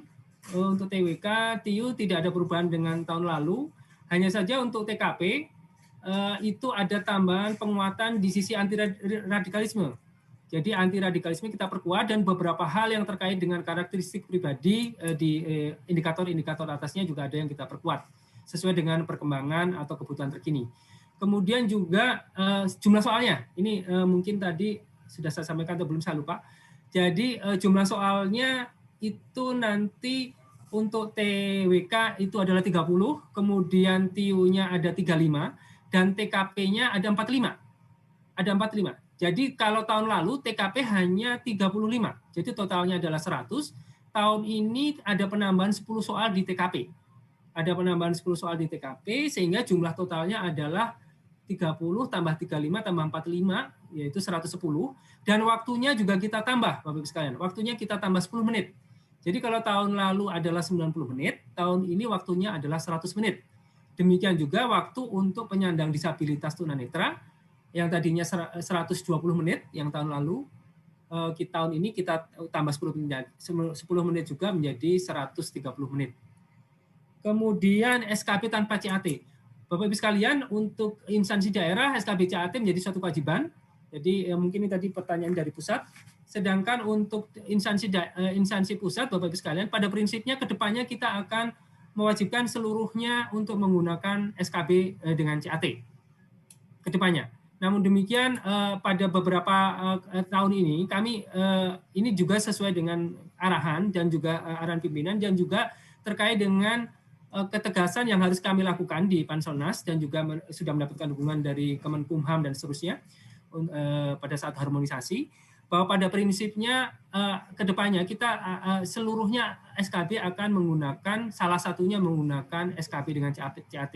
Tapi dapat menambah, instansi pusat dapat menambah paling sedikit 1, boleh ditambahkan 1, 2, 3, 4, 5, atau 7 pun monggo silakan ditambahkan. Namun demikian, khusus untuk tahun ini Bapak-Ibu sekalian, kami masih memberlakukan bahwa seandainya Bapak-Ibu sekalian tidak instansi pusat tidak mau memberlakukan SKB dengan CAT, mohon seperti biasanya bersurat secara resmi juga mengadukan pedoman SKB-nya seperti apa, kemudian nanti untuk mendapatkan persetujuan dari Menpan. Saya kira demikian, jadi ini memang masih masa transisi. Untuk SKB yang tanpa CAT untuk tahun ini masih kita berikan ruang untuk itu. Saya kira demikian Mbak Karimah, monggo silakan. Baik, terima kasih Pak Ari. Kemudian Pak, pertanyaan selanjutnya ini terkait dengan P3K non-guru. Yang pertama persyaratan masa kerja, mohon penjelasan kembali Pak terkait persyaratan masa kerja untuk P3K non-guru. Dan yang kedua terkait dengan sertifikasi profesi untuk melamar P3K pada jabatan fungsional non-guru. Kemudian Pak, untuk pertanyaan terkait dengan P3K guru, ada terkait serdik untuk guru apakah diwajibkan atau tidak, kemudian apakah sertifikat pendidik sama dengan PPG, sertifikat PPG, kemudian apakah P3K setelah habis kontrak mengikuti tes kembali atau hanya diperpanjang kontraknya tanpa tes. Kemudian Pak terkait dengan batas usia P3K non-guru, apakah batas usia tersebut pada saat melamar Demikian Pak, pertanyaan untuk P3K guru dan P3K non-guru.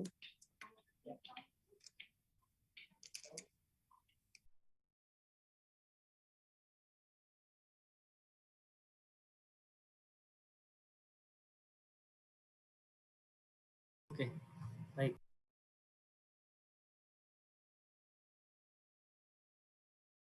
Oh, masih. Ada beberapa pertanyaan yang terkait dengan guru. Sebetulnya tadi di paparan kami sudah jelaskan bahwa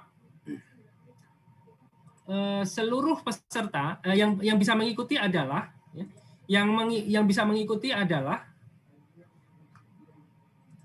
4 jenis ini. Yang pertama adalah THK2 sesuai dengan database THK2 BKN, itu bisa mengikuti. Kemudian guru non-ASN yang masih aktif mengajar di sekolah negeri di bawah kewenangan pemerintah daerah dan terdaftar sebagai guru di Dapodik.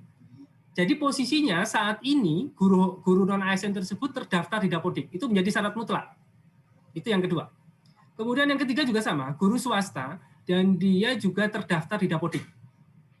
Ya, syaratnya di sini tidak menyatakan berapa lama dia terdaftar, tidak. Yang jelas pada saat ini dia terdaftar di Dapodik. Kemudian yang keempat, ini lulusan PPG yang belum menjadi guru dan terdaftar pada database lulusan pendidikan profesi guru Kemendikbud. Ini juga menjawab tadi terkait dengan apakah akta 4 gitu tadi, kalau nggak salah ya, pertanyaan seperti itu. Itu yang penting terdaftar pada database lulusan PPG Kemendikbud. Jadi nanti sistem dari BKN, SSN BKN itu akan langsung nge-link dengan Dapodik Kemendikbud. Dan ini sudah dibesarkan oleh rekan-rekan kami dari BKN maupun dari Kemendikbud dan akan langsung dikoneksikan seperti itu. Itu menjadi persyaratan ya. Jadi persyaratan siapa yang bisa mengikuti seleksi ini. Sedangkan kalau kita lihat di sini persyaratan itu tidak mensyaratkan adanya sertifikat pendidik. Ya. Jadi tidak mensyaratkan ada sertifikat pendidik. Namun ya nanti yang akan kita lihat yang pertama adalah sertifikat pendidik yang dimiliki yang bersangkutan terlebih dahulu. Baru kemudian kualifikasi pendidikannya. Ya. Jadi sertifikat pendidiknya akan dilihat dulu, baru kualifikasi pendidik. Kalau sertifikat pendidiknya sesuai, maka yang akan digunakan adalah serdiknya. Sedangkan apabila tidak sesuai, yang dilihat selanjutnya adalah kualifikasi pendidikannya. Dan ini sesuai dengan SE dari Dirjen GTK tersebut yang pada nomor tersebut yang kami sampaikan di bawah tersebut. Dan kemudian Bapak Ibu sekalian terkait dengan tadi bagaimana mekanisme masa kerja 3 tahun dan sebagainya. Justru yang nanti yang bersangkutan sudah terdaftar di Dapodik ya dan berusia di atas 35 tahun untuk mereka yang sudah berusia di atas 35 tahun dan sudah berstatus aktif sebagai guru di Dapodik, maka yang bersangkutan akan mendapatkan nilai tambahan 15%. Begitu juga THK2.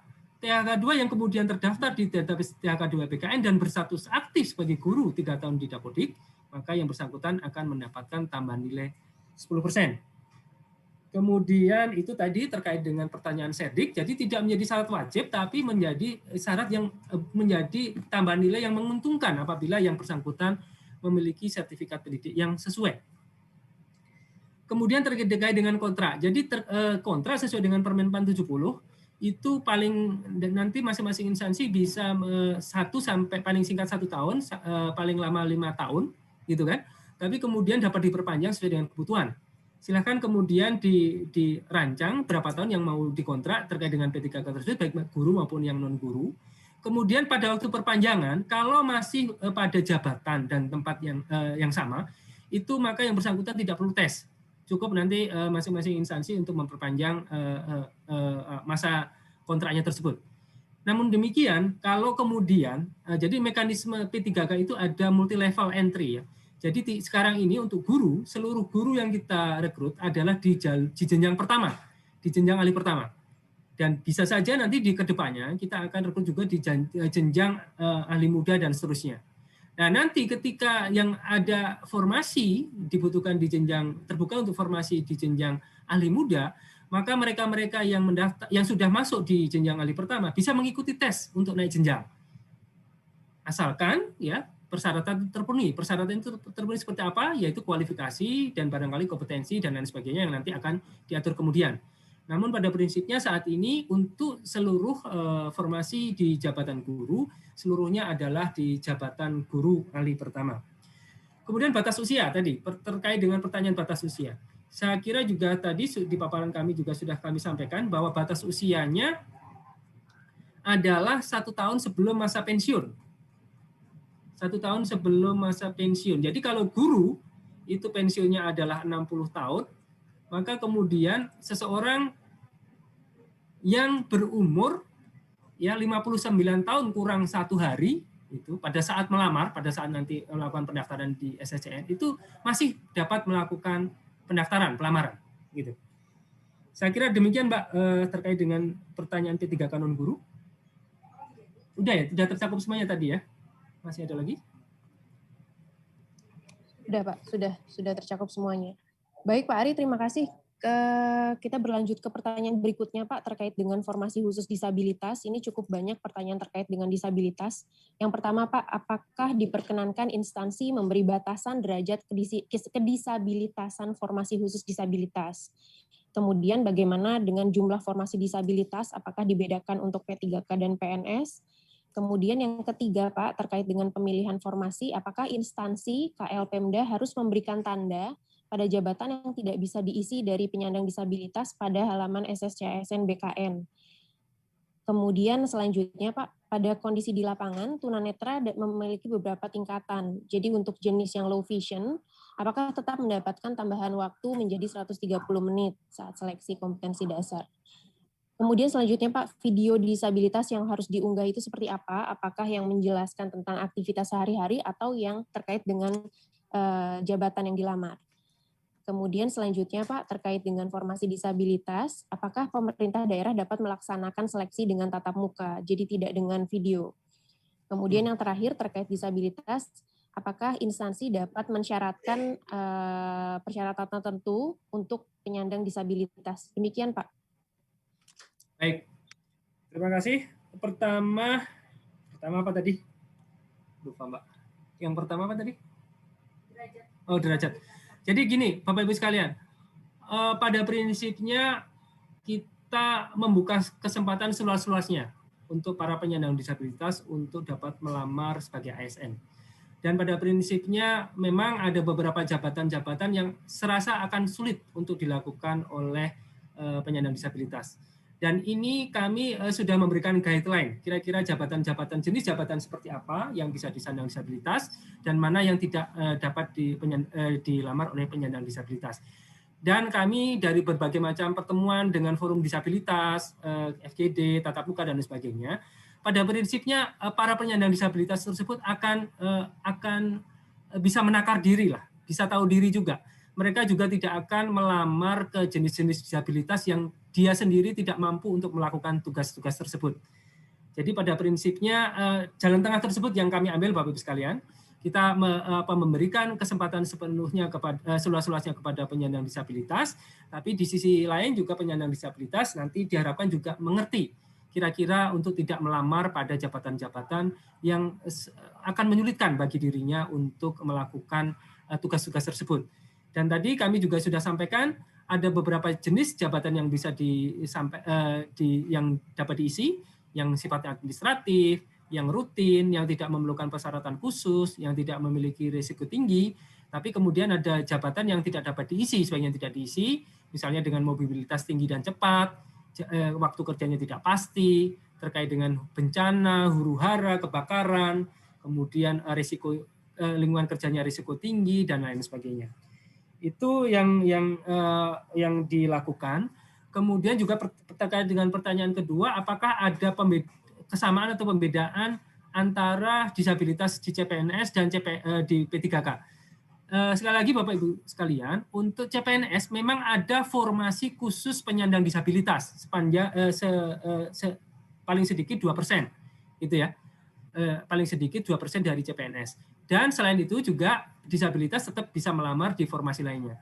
Sedangkan di P3K kita tidak melakukan formasi khusus seperti itu karena sangat sulit untuk memapping mana jabatan, mana unit-unit dan mana tempat-tempat sekolah yang seperti kami sampaikan untuk P3K guru, sekolah-sekolah yang berpotensi untuk dialokasikan sebagai formasi untuk penyandang disabilitas tersebut. Maka yang kita lakukan adalah mereka akan kita berikan nilai tambah, ya. Nilai tambah sebesar 10%. 10% dari nilai total maksimum kompetensi teknisnya. Jadi misalnya kalau nanti kompetensi teknisnya maksimumnya 100, maka dia akan kita beri tambahan nilai 10 gitu untuk penyandang disabilitas tersebut. Dan harapannya itu yang kemudian mampu mendorong yang bersangkutan untuk lebih kompetitif dengan peserta lainnya. Itu yang kita lakukan untuk P3K. Jadi tidak ada formasi khusus penyandang disabilitas, tapi kita berlakukan penambahan nilai bagi mereka yang terbukti disabilitas. Kemudian verifikasinya. Nah, verifikasinya ini menarik Bapak-Ibu sekalian. Verifikasinya itu yang pertama dengan menggunakan surat keterangan dokter, ya. Jadi yang bersangkutan wajib melakukan pelamaran dengan keterangan dokter dan seterusnya.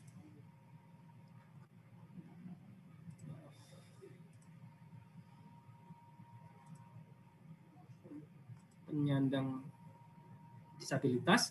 Jadi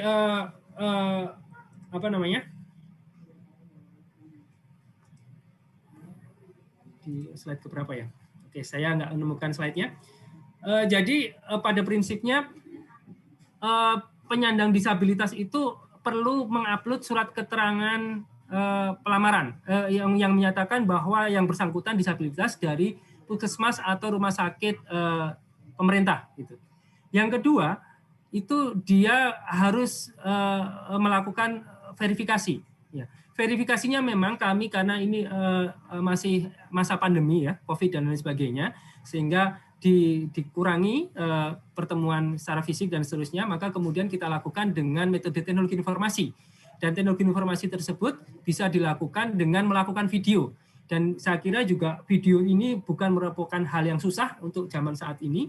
Jadi yang bersangkutan bisa saja istilahnya melakukan shooting gitu ya, meminta bantuan saudaranya atau temannya untuk melakukan shooting, dan seolah-olah yang bersangkutan melakukan tugas yang bersangkutan, jabatan yang bersangkutan. Misalnya kalau dia melamar pada jabatan apoteker gitu, misalnya kemudian dia berjalan di tangga, kemudian naik ke sela-sela rak, kemudian dia mengambil obat di atas rak gitu, terganggu atau tidak, kemudian dia bisa membaca atau kemudian meracik obatnya itu seperti apa gitu, pura-pura aja lah gitu seperti itu, kemudian dia bawa itu kemana, kemudian menyampaikannya ke pasien atau ke front office dan seterusnya. Itu yang harus dilakukan. Kalau seorang guru ya barangkali dia bagaimana dia posisi dia berangkat sekolah seperti apa, kemudian juga masuk ke kelasnya mengajar, kemudian dia terganggu enggak ketika berjalan di lorong-lorong kelas, pura-puranya kemudian memberikan bimbingan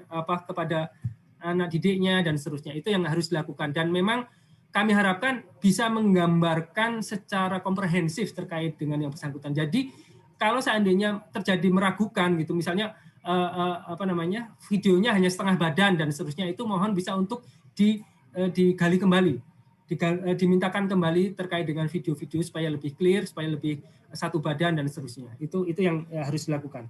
Kemudian kalau seandainya mau dilakukan dengan tatap muka, monggo silakan. Tatap muka juga dipersilakan, tapi dengan tatap muka itu juga dirangkum dalam bukti videonya, Bapak-Ibu sekalian. Juga dirangkum dalam videonya, yang mungkin kalau yang tadinya dilakukan oleh disabilitas, berarti video itu bisa dilakukan tambahan juga oleh para peserta di masing-masing instansi untuk melakukan penambahan tadi, yang dengan verifikasi berdasarkan tatap muka tadi. Kemudian, saya pikir sudah ya Mbak ya, hanya 4 itu tadi ya. Syarat? Baik Pak. Syarat untuk formasi disabilitas Pak, yang boleh dicantumkan oleh Kementerian Lembaga dan Pemda. Baik. Tadi sebetulnya kami sudah sampaikan bahwa tidak ada persyaratan yang harus membatasi untuk disabilitas tersebut. Jadi tadi di slide nomor berapa? Ini, instansi pusat dan instansi daerah dalam pengadaan PNS kebutuhan khusus penyandang disabilitas tidak diperlukan mencantumkan syarat terkait dengan keterbatasan fisik dan di luar kompetensi jabatan. Jadi kalau memang benar-benar ada yang di dalam kompetensi jabatan yang menjadi syarat persyaratan kompetensi jabatan, dipersilakan, tapi kalau tidak, itu menjadi tidak boleh untuk dicantumkan syarat tersebut. Saya kira demikian, Mbak. jawaban dari kami. Baik, terima kasih Pak Ari sudah disampaikan jawaban terkait pertanyaan atas formasi khusus disabilitas. Selanjutnya Pak, ada pertanyaan juga yang muncul dari KL dan masyarakat di channel YouTube Menpan. Contohnya seperti ini Pak, untuk pertanyaan dari KL, untuk formasi khusus cum laude, bagaimana jika alokasi formasi yang diterima instansi untuk kualifikasi S1 kurang dari 10% dari total alokasi formasi? Apakah tetap diwajibkan untuk mengalokasikan formasi khusus cum laude? Pusat ya? Pusat. Dari pusat Pak, dari instansi pusat pertanyaannya. Baik, kalau cum laude kami harapkan memang minimal 10%, tapi kalau memang ada hal-hal khusus yang kemudian tidak bisa dilakukan, itu monggo silahkan bersurat saja ke kami untuk mendapatkan persetujuan. Dan memang untuk beberapa hal yang khusus nanti kita bisa berikan persetujuan untuk kurang dari 10%. Saya kira demikian, Mbak. Baik, Pak Ari. Kemudian selanjutnya, Pak, apakah untuk mengumumkan pendaftaran, instansi harus menunggu ACC dari Menpan terkait dengan pedoman seleksi kompetensi bidang yang disampaikan? Iya, khusus untuk instansi pusat, saya pikir sudah banyak yang melakukan, yang sudah kami ACC SKB-nya, pedoman SKB-nya. Instansi daerah juga sudah ada beberapa, segera saja. Jadi memang idealnya segera saja untuk dilakukan pengajuan tersebut dan bisa menghubungi PIC kami untuk secepatnya dilakukan, sehingga nanti ketika sebelum pengumuman semuanya sudah clear, seperti itu. Baik Pak, selanjutnya ada pertanyaan juga terkait dengan batasan usia pelamar. Apakah instansi diperkenankan untuk membatasi usia pelamar untuk CPNS di bawah 35 tahun, kemudian membatasi domisili pelamar. Demikian Pak. Baik. Terkait dengan usia, sebetulnya sesuai dengan undang-undang ada, peraturan yang ada, memang usia paling tinggi adalah 35 tahun, dan beberapa usia untuk tadi seperti saya sampaikan untuk dokter spesialis, dokter gigi spesialis, kemudian dosen, S3 itu bisa sampai 40 tahun. Pada prinsipnya kalau mau ada pengurangan usia di bawah itu, silakan kalau ada memang sesuai dengan kompetensi jabatannya. Ada kebutuhan di kompetensi jabatan tersebut untuk usia tersebut. Kalau tidak ada alasan khusus terkait dengan kompetensi jabatan tersebut, kami dalam posisi tidak bisa memberikan rekomendasi untuk pembatasan usia tersebut. Kemudian satu lagi. Oh, domisili. Domisili juga demikian Bapak Ibu sekalian. Ini pada prinsipnya seluruh warga negara Indonesia itu berhak untuk melamar dan menjadi ASN, baik itu tanpa membeda-bedakan sesuai dengan sistem merit, tanpa membeda-bedakan suku, agama, ras, golongan, kondisi kecacatan, usia, gender, dan seterusnya. Jadi, dan kita juga salah satu fungsi ASN ini adalah sebagai perekat NKRI. Jadi pada prinsipnya kami sangat tidak mengharapkan adanya pembatasan terkait dengan domisili, bukan domisili ya Pak, ya tadi ya, domisili pelamar ya gitu ya, KTP pelamar gitu ya Mbak ya, asal usul pelamar itu. Ya. Betul Pak. Seperti itu. Baik Pak, terima kasih. Kemudian selanjutnya Pak, apakah instansi diperkenankan untuk mensyaratkan atau menyatakan sanksi apabila pelamar telah lulus dan ditetapkan NIP-nya kemudian mengundurkan diri? Apakah diperkenankan untuk memberlakukan sanksi atau memblacklist peserta yang bersangkutan Pak? Ya. Baik Bapak Ibu sekalian, kalau sanksi secara umum bagi mereka yang kemudian mengundurkan diri sudah ada tadi. Kemudian kalau seandainya instansi mau memberlakukan sanksi, mohon disesuaikan dengan peraturan di masing-masing instansi tersebut. Apakah peraturan-peraturan di instansi tersebut sudah ada yang membackup terkait dengan peraturan tersebut? Jadi misalnya kalau mau diberikan sanksi membayar denda 50 juta, apakah kemudian keputusan peraturan di dalam instansi Bapak Ibu sekalian itu sudah ada peraturan yang membackup tersebut?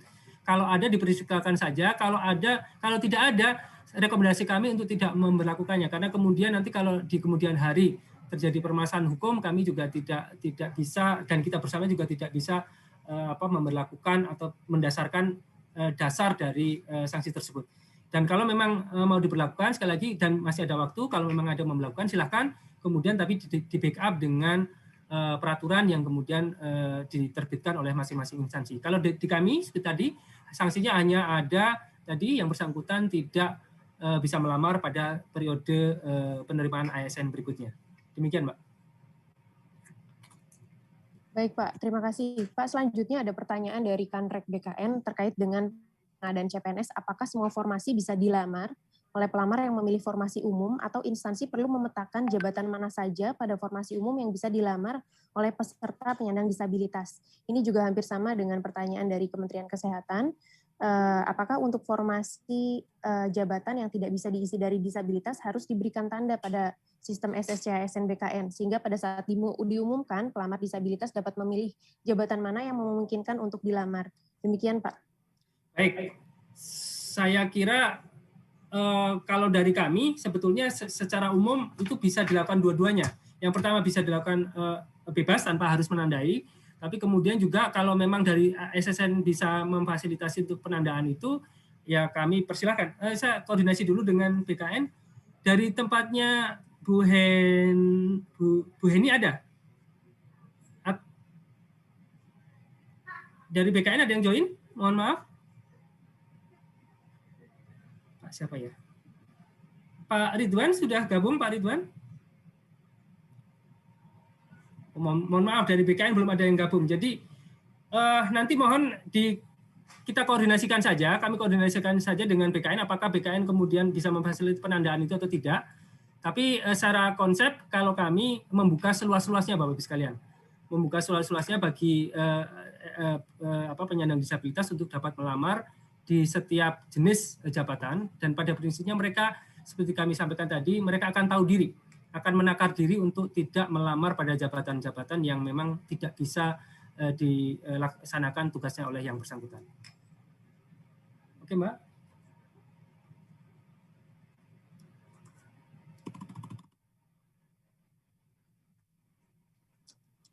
Baik, Pak Ari, mohon izin teman-teman host, mohon Pak Ridwan, Kepala Pusat PPSS ASN BKN, bisa di-unmute.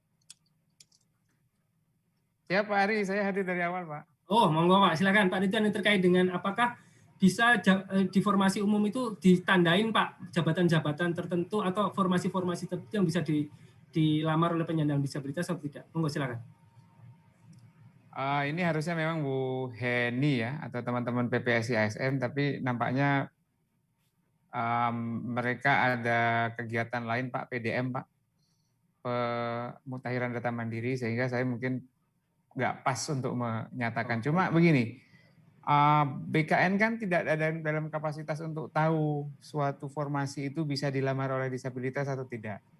Ya, karena yang tahu natur atau pekerjaan sehari-harinya itu justru teman-teman KLD gitu. Jadi, tapi nanti kalau secara sistem bisa atau tidak, nah ini saya juga harus konsultasi dengan Bu Heni. Jadi saya kira dinyatakan secara eksplisit saja di pengumuman mana yang bisa dan mana yang tidak. Demikian Pak Ari. Baik. Tapi sekali lagi Bapak Ibu tidak membatasi ya, konsepnya tidak membatasi penyandang disabilitas untuk tidak bisa melamar pada berbagai jabatan seperti itu. Oke, Mbak, silakan.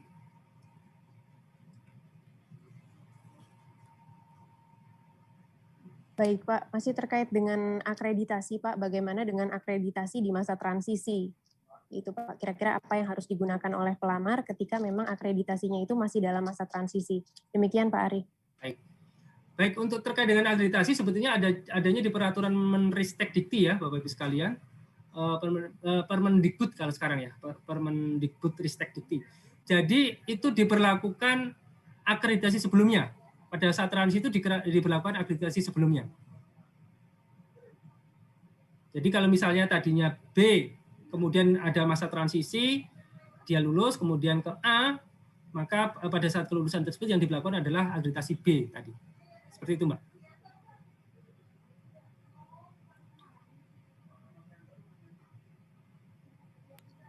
Baik, Pak. Terima kasih, Pak.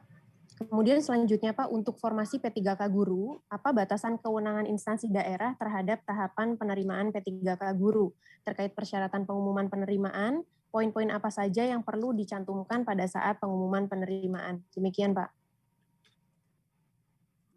Baik, sebentar.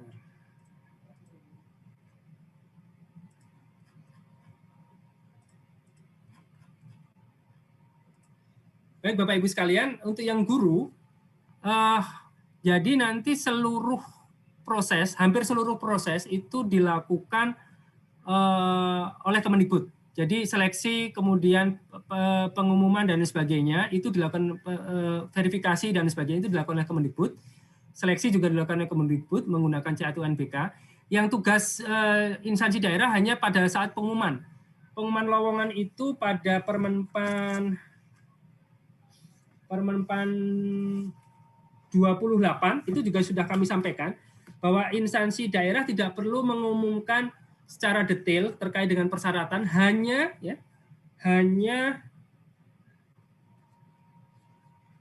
formasinya apa saja, kemudian juga masa kontrak yang bersangkutan berapa lama. Yoga bisa tahu pasal berapa, Yok?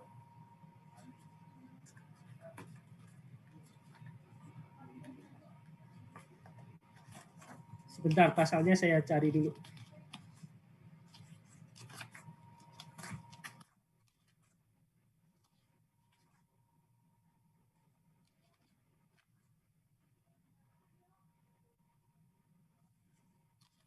Jadi ada di pasal 16, Bapak Ibu sekalian, pasal 16 itu untuk yang akan diumumkan, apa saja yang akan diumumkan oleh Kemendikbud, ya. Ketentuan terkait dengan sertifikat pendidik, kualifikasi pendidik dan sebagainya itu akan dilakukan ini, kemudian jadwal dan sebagainya oleh ini. Tapi pengumuman lowongan sebagaimana dimaksud pada huruf 3 huruf D, yakni 3 huruf D. Huruf A nama jabatan, kemudian huruf B jumlah lowongan, huruf C unit kerja penempatan, dalam hal ini unit sekolahnya, huruf E lamaran yang ditujukan, dalam hal ini SSCN, kemudian huruf H masa hubungan perjanjian kerja. Itu saja yang perlu dilakukan oleh daerah. Itu ada di ayat 4-nya, pasal 16 ayat 4-nya. Terutama yang masa hubungan kerja ini yang jangan sampai terlupakan Bapak Ibu sekalian. Masa hubungan perjanjian kerja, kalau formasi kan saya pikir Bapak Ibu sekalian akan mengumumkannya. Tapi kalau kemudian terkait dengan syarat, kemudian nanti jadwal dan sebagainya, instansi daerah tidak perlu mengumumkan. Ini khusus untuk yang P3K guru ya, dan juga tidak perlu melakukan verifikasi administrasi, karena verifikasi administrasi dan sebagainya semua dilakukan oleh Kementerian Pendidikan dan Kebudayaan. Saya kira demikian, Mbak. Baik, Pak Ari, terima kasih, Pak. Kita masih ada waktu 10 menit lagi, Pak. Ada pertanyaan juga terkait dengan batasan IPK. Apakah instansi diperkenankan untuk mensyaratkan batas IPK minimal? Dan ada juga terkait dengan persyaratan melamar, apakah boleh disebut sudah memenuhi persyaratan nilai TOEFL atau TPA tertentu untuk mengikuti SKB. Demikian, Pak. Baik, Bapak Ibu sekalian, terkait dengan IPK dan TOEFL itu sesuai dengan persyaratan jabatan. Apakah ada relevansinya dengan jabatan tersebut, kompetensi jabatan tersebut? Kalau ada, silakan saja Bapak Ibu sekalian. Kalau tidak ada, maka itu menjadi sesuatu hal yang sedikit bertentangan, karena pada prinsipnya di kami hanya mensyaratkan akreditasi, bahwa yang penting yang bersangkutan adalah status terkait dengan akreditasi. Kalaupun itu nanti ada pembatasan IPK dan sebagainya, tidak kemudian dilakukan secara apa istilahnya ya, secara ekstrim dilakukan sehingga sebagian peserta kemudian juga tidak bisa mendaftar. Itu yang mohon untuk diperhatikan juga. Kemudian IPK sama apa tadi satu lagi? Sudah ya Pak, terkait dengan syarat IPK dan persyaratan TOEFL untuk mengikuti SKB, Pak. TOEFL monggo saja silakan, kalau memang sesuai dengan persyaratan jabatannya silakan ditambahkan. Silakan. Kemudian Pak, apakah instansi wajib mencantumkan nomor call center untuk seleksi penerimaan yang bisa dihubungi oleh masyarakat? Baik Bapak Ibu sekalian, pada prinsipnya call center wajib Bapak Ibu sekalian. Call center itu wajib dicantumkan di masing-masing instansi dan juga linknya juga disampaikan ke SSCN. Nanti dari ke SSCN juga akan saya kira ada kolom di sisi sistem adminnya untuk mencantumkan call center ataupun media sosial lainnya yang kemudian bisa dihubungi oleh para peserta. Yang jelas ini ada beberapa hal yang memang ketika pertanyaan masuk terkait dengan dari pelamar dan sebagainya itu harus kita klasifikasikan mana yang memang harus dijawab oleh SSCN, mana yang harus dijawab oleh instansi, mana juga yang harus dijawab oleh Menpan. Itu memang sudah ada hal-hal yang khusus atau klasifikasinya. Saya kira demikian, Mbak. Jadi wajib ya, sekali lagi wajib call center. Walaupun tidak telepon ya, tidak harus telepon, bisa saja dalam bentuk media sosial dan sebagainya. Demikian. Baik Pak, terima kasih. Jadi teman-teman yang memantau di YouTube, calon pelamar juga bisa mengakses call center masing-masing KL ya Pak ya, tidak hanya melalui telepon, tapi juga bisa dibuka melalui media sosial. Terima kasih Pak Ari. Kemudian selanjutnya Pak, ada juga pertanyaan terkait dengan syarat akreditasi universitas Pak. Apakah bisa ditetapkan bahwa akreditasi minimal B? Demikian Pak Ari. Ya, baik Bapak Ibu sekalian, kalau di aturan kami hanya menyatakan akreditasi. Jadi kami tidak membatasi akreditasi apa itu A, B, atau C kecuali untuk yang kumlot. Kecuali untuk yang kumlot. Kumlot itu akreditasi perguruan tinggi A dan prodinya A. Namun demikian, seperti kami sampaikan tadi, kalau memang dipertimbangkan ada syarat-syarat jabatan yang membutuhkan persyaratan seperti itu, dipersilakan. Hanya saja tetap dengan konsep membuka kesempatan seluas-luasnya. Jadi tidak terlalu mengekang, dan juga mohon juga diperhatikan dengan ketersediaan SDM yang ada di daerah tersebut. Jangan-jangan nanti kalau misalnya di suatu daerah kemudian akreditasinya terlalu tinggi, kemudian juga jadi pelamarnya tidak ada, itu kan juga berpotensi masalah juga seperti itu. Itu secara konsep demikian. Jadi dari kami terakreditasi. Tapi kalau Bapak Ibu sekalian mau menambahkan dengan syarat tidak sesuai, yaitu tadi sesuai dengan persyaratan jabatan, tambah sesuai persyaratan jabatan, dan tidak membuat peserta menjadi terbatas atau menyulitkan bagi peserta pada umumnya. Saya kira demikian, Mbak. Masih 5 menit lagi ya. Oke. Baik, Pak Ari, masih ada waktu kurang lebih sekitar 5 menit lagi, Pak. Ini pertanyaan terkait P3K guru, Pak. Sebetulnya terkait dengan penganggaran, mungkin bisa disampaikan, Pak, secara singkat terkait dengan penganggaran, serta untuk SK-nya, apakah nanti SK perjanjian kerja dilakukan oleh Kemendikbud atau masing-masing instansi daerah. Demikian, Pak. Oke. Oh ya, baik. Ini tadi saya waktu menjelaskan peran pemerintah daerah dan Kemendikbud saya agak kelewatan. Jadi nanti tadi pada waktu pengumuman lowongan itu memang ada kontribusi dari daerah ya untuk pengumuman dan sebagainya. Kemudian nanti pada waktu verifikasi itu Dikbud, tapi pada waktu seleksi itu sebetulnya secara prinsip semuanya akan difasilitasi oleh Dikbud. Tapi nanti itu silakan dari Dikbud akan koordinasi juga dengan dinas masing-masing daerah. Saya koordinasinya bukan di kami, tapi di Dikbud. Kemudian pada waktu pengumuman nanti juga masih dilakukan oleh Dikbud. Dan ketika pengumuman akhir, jadi sudah pada waktu yang bersangkutan itu lulus akhir, itu nanti akan diserahkan oleh Ketua Pansenas dari BKN itu untuk mereka yang lulus. Dan kemudian akan diserahkan ke masing-masing PPK-nya masing-masing. Ke PPK-nya masing-masing untuk kemudian dilakukan pengangkatan. Nah, disitulah kemudian nanti peran PPK, pemerintah instansi daerah, menjadi ada lagi gitu. Jadi di poin 1, 2 masih, poin 5 sebagian, poin 6 itu menjadi tanggung jawab instansi daerah. Kemudian tadi terkait dengan penganggaran ya, penganggaran untuk guru. Saya pikir ini memang pada waktu beberapa kesempatan juga sudah kami lakukan sosialisasi, termasuk pada waktu coaching klinik bersama Kemendikbud dan sebagainya, bahwa pada prinsipnya itu sebetulnya sudah disampaikan di Perpres 98 juga tahun 2020, pada prinsipnya anggaran untuk P3K itu dibebankan pada APBD untuk pemerintah daerah. Tapi kemudian khusus untuk guru sesuai dengan Undang-Undang APBN maka ada alokasi dana sebesar 19, sekian T untuk gaji guru ya. Untuk gaji gurunya saja. Sedangkan kemudian untuk tunjangan dan sebagainya belum masuk di dalam aturan tersebut. Namun demikian, sebetulnya bagaimana alokasi, di situ masuk di dana alokasi umum dan lain sebagainya, tapi mekanisme mata anggaran, mata anggarannya dan di mana-mana, itu bukan dalam kewenangan kami untuk bisa menjawab ini. Jadi mungkin lebih tepatnya untuk ditanyakan di Kementerian Keuangan. Saya kira demikian, Mbak, jawaban dari kami. Terima kasih.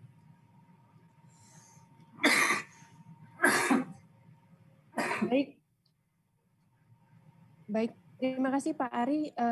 Rasanya waktu sudah selesai nih Pak, sudah 11.58. Mohon izin kami untuk menutup pertemuan hari ini Pak.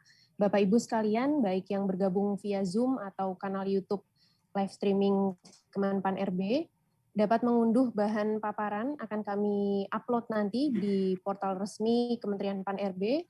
Kemudian terkait dengan Permenpan 27, 28, dan 29, serta peraturan turunannya, yakni Kemenpan RB nomor 980 tahun 2021 tentang persyaratan STR untuk melamar pada jabatan fungsional kesehatan dalam pengadaan PNS, serta Kemenpan 981 tahun 2021 tentang persyaratan sertifikasi dan seleksi kompetensi teknis tambahan untuk melamar pada jabatan fungsional dalam pengadaan P3K tahun anggaran 2021, dan Kemenpan RB tentang nilai ambang batas, nanti semuanya akan kami upload di jdih.menpan.go.id.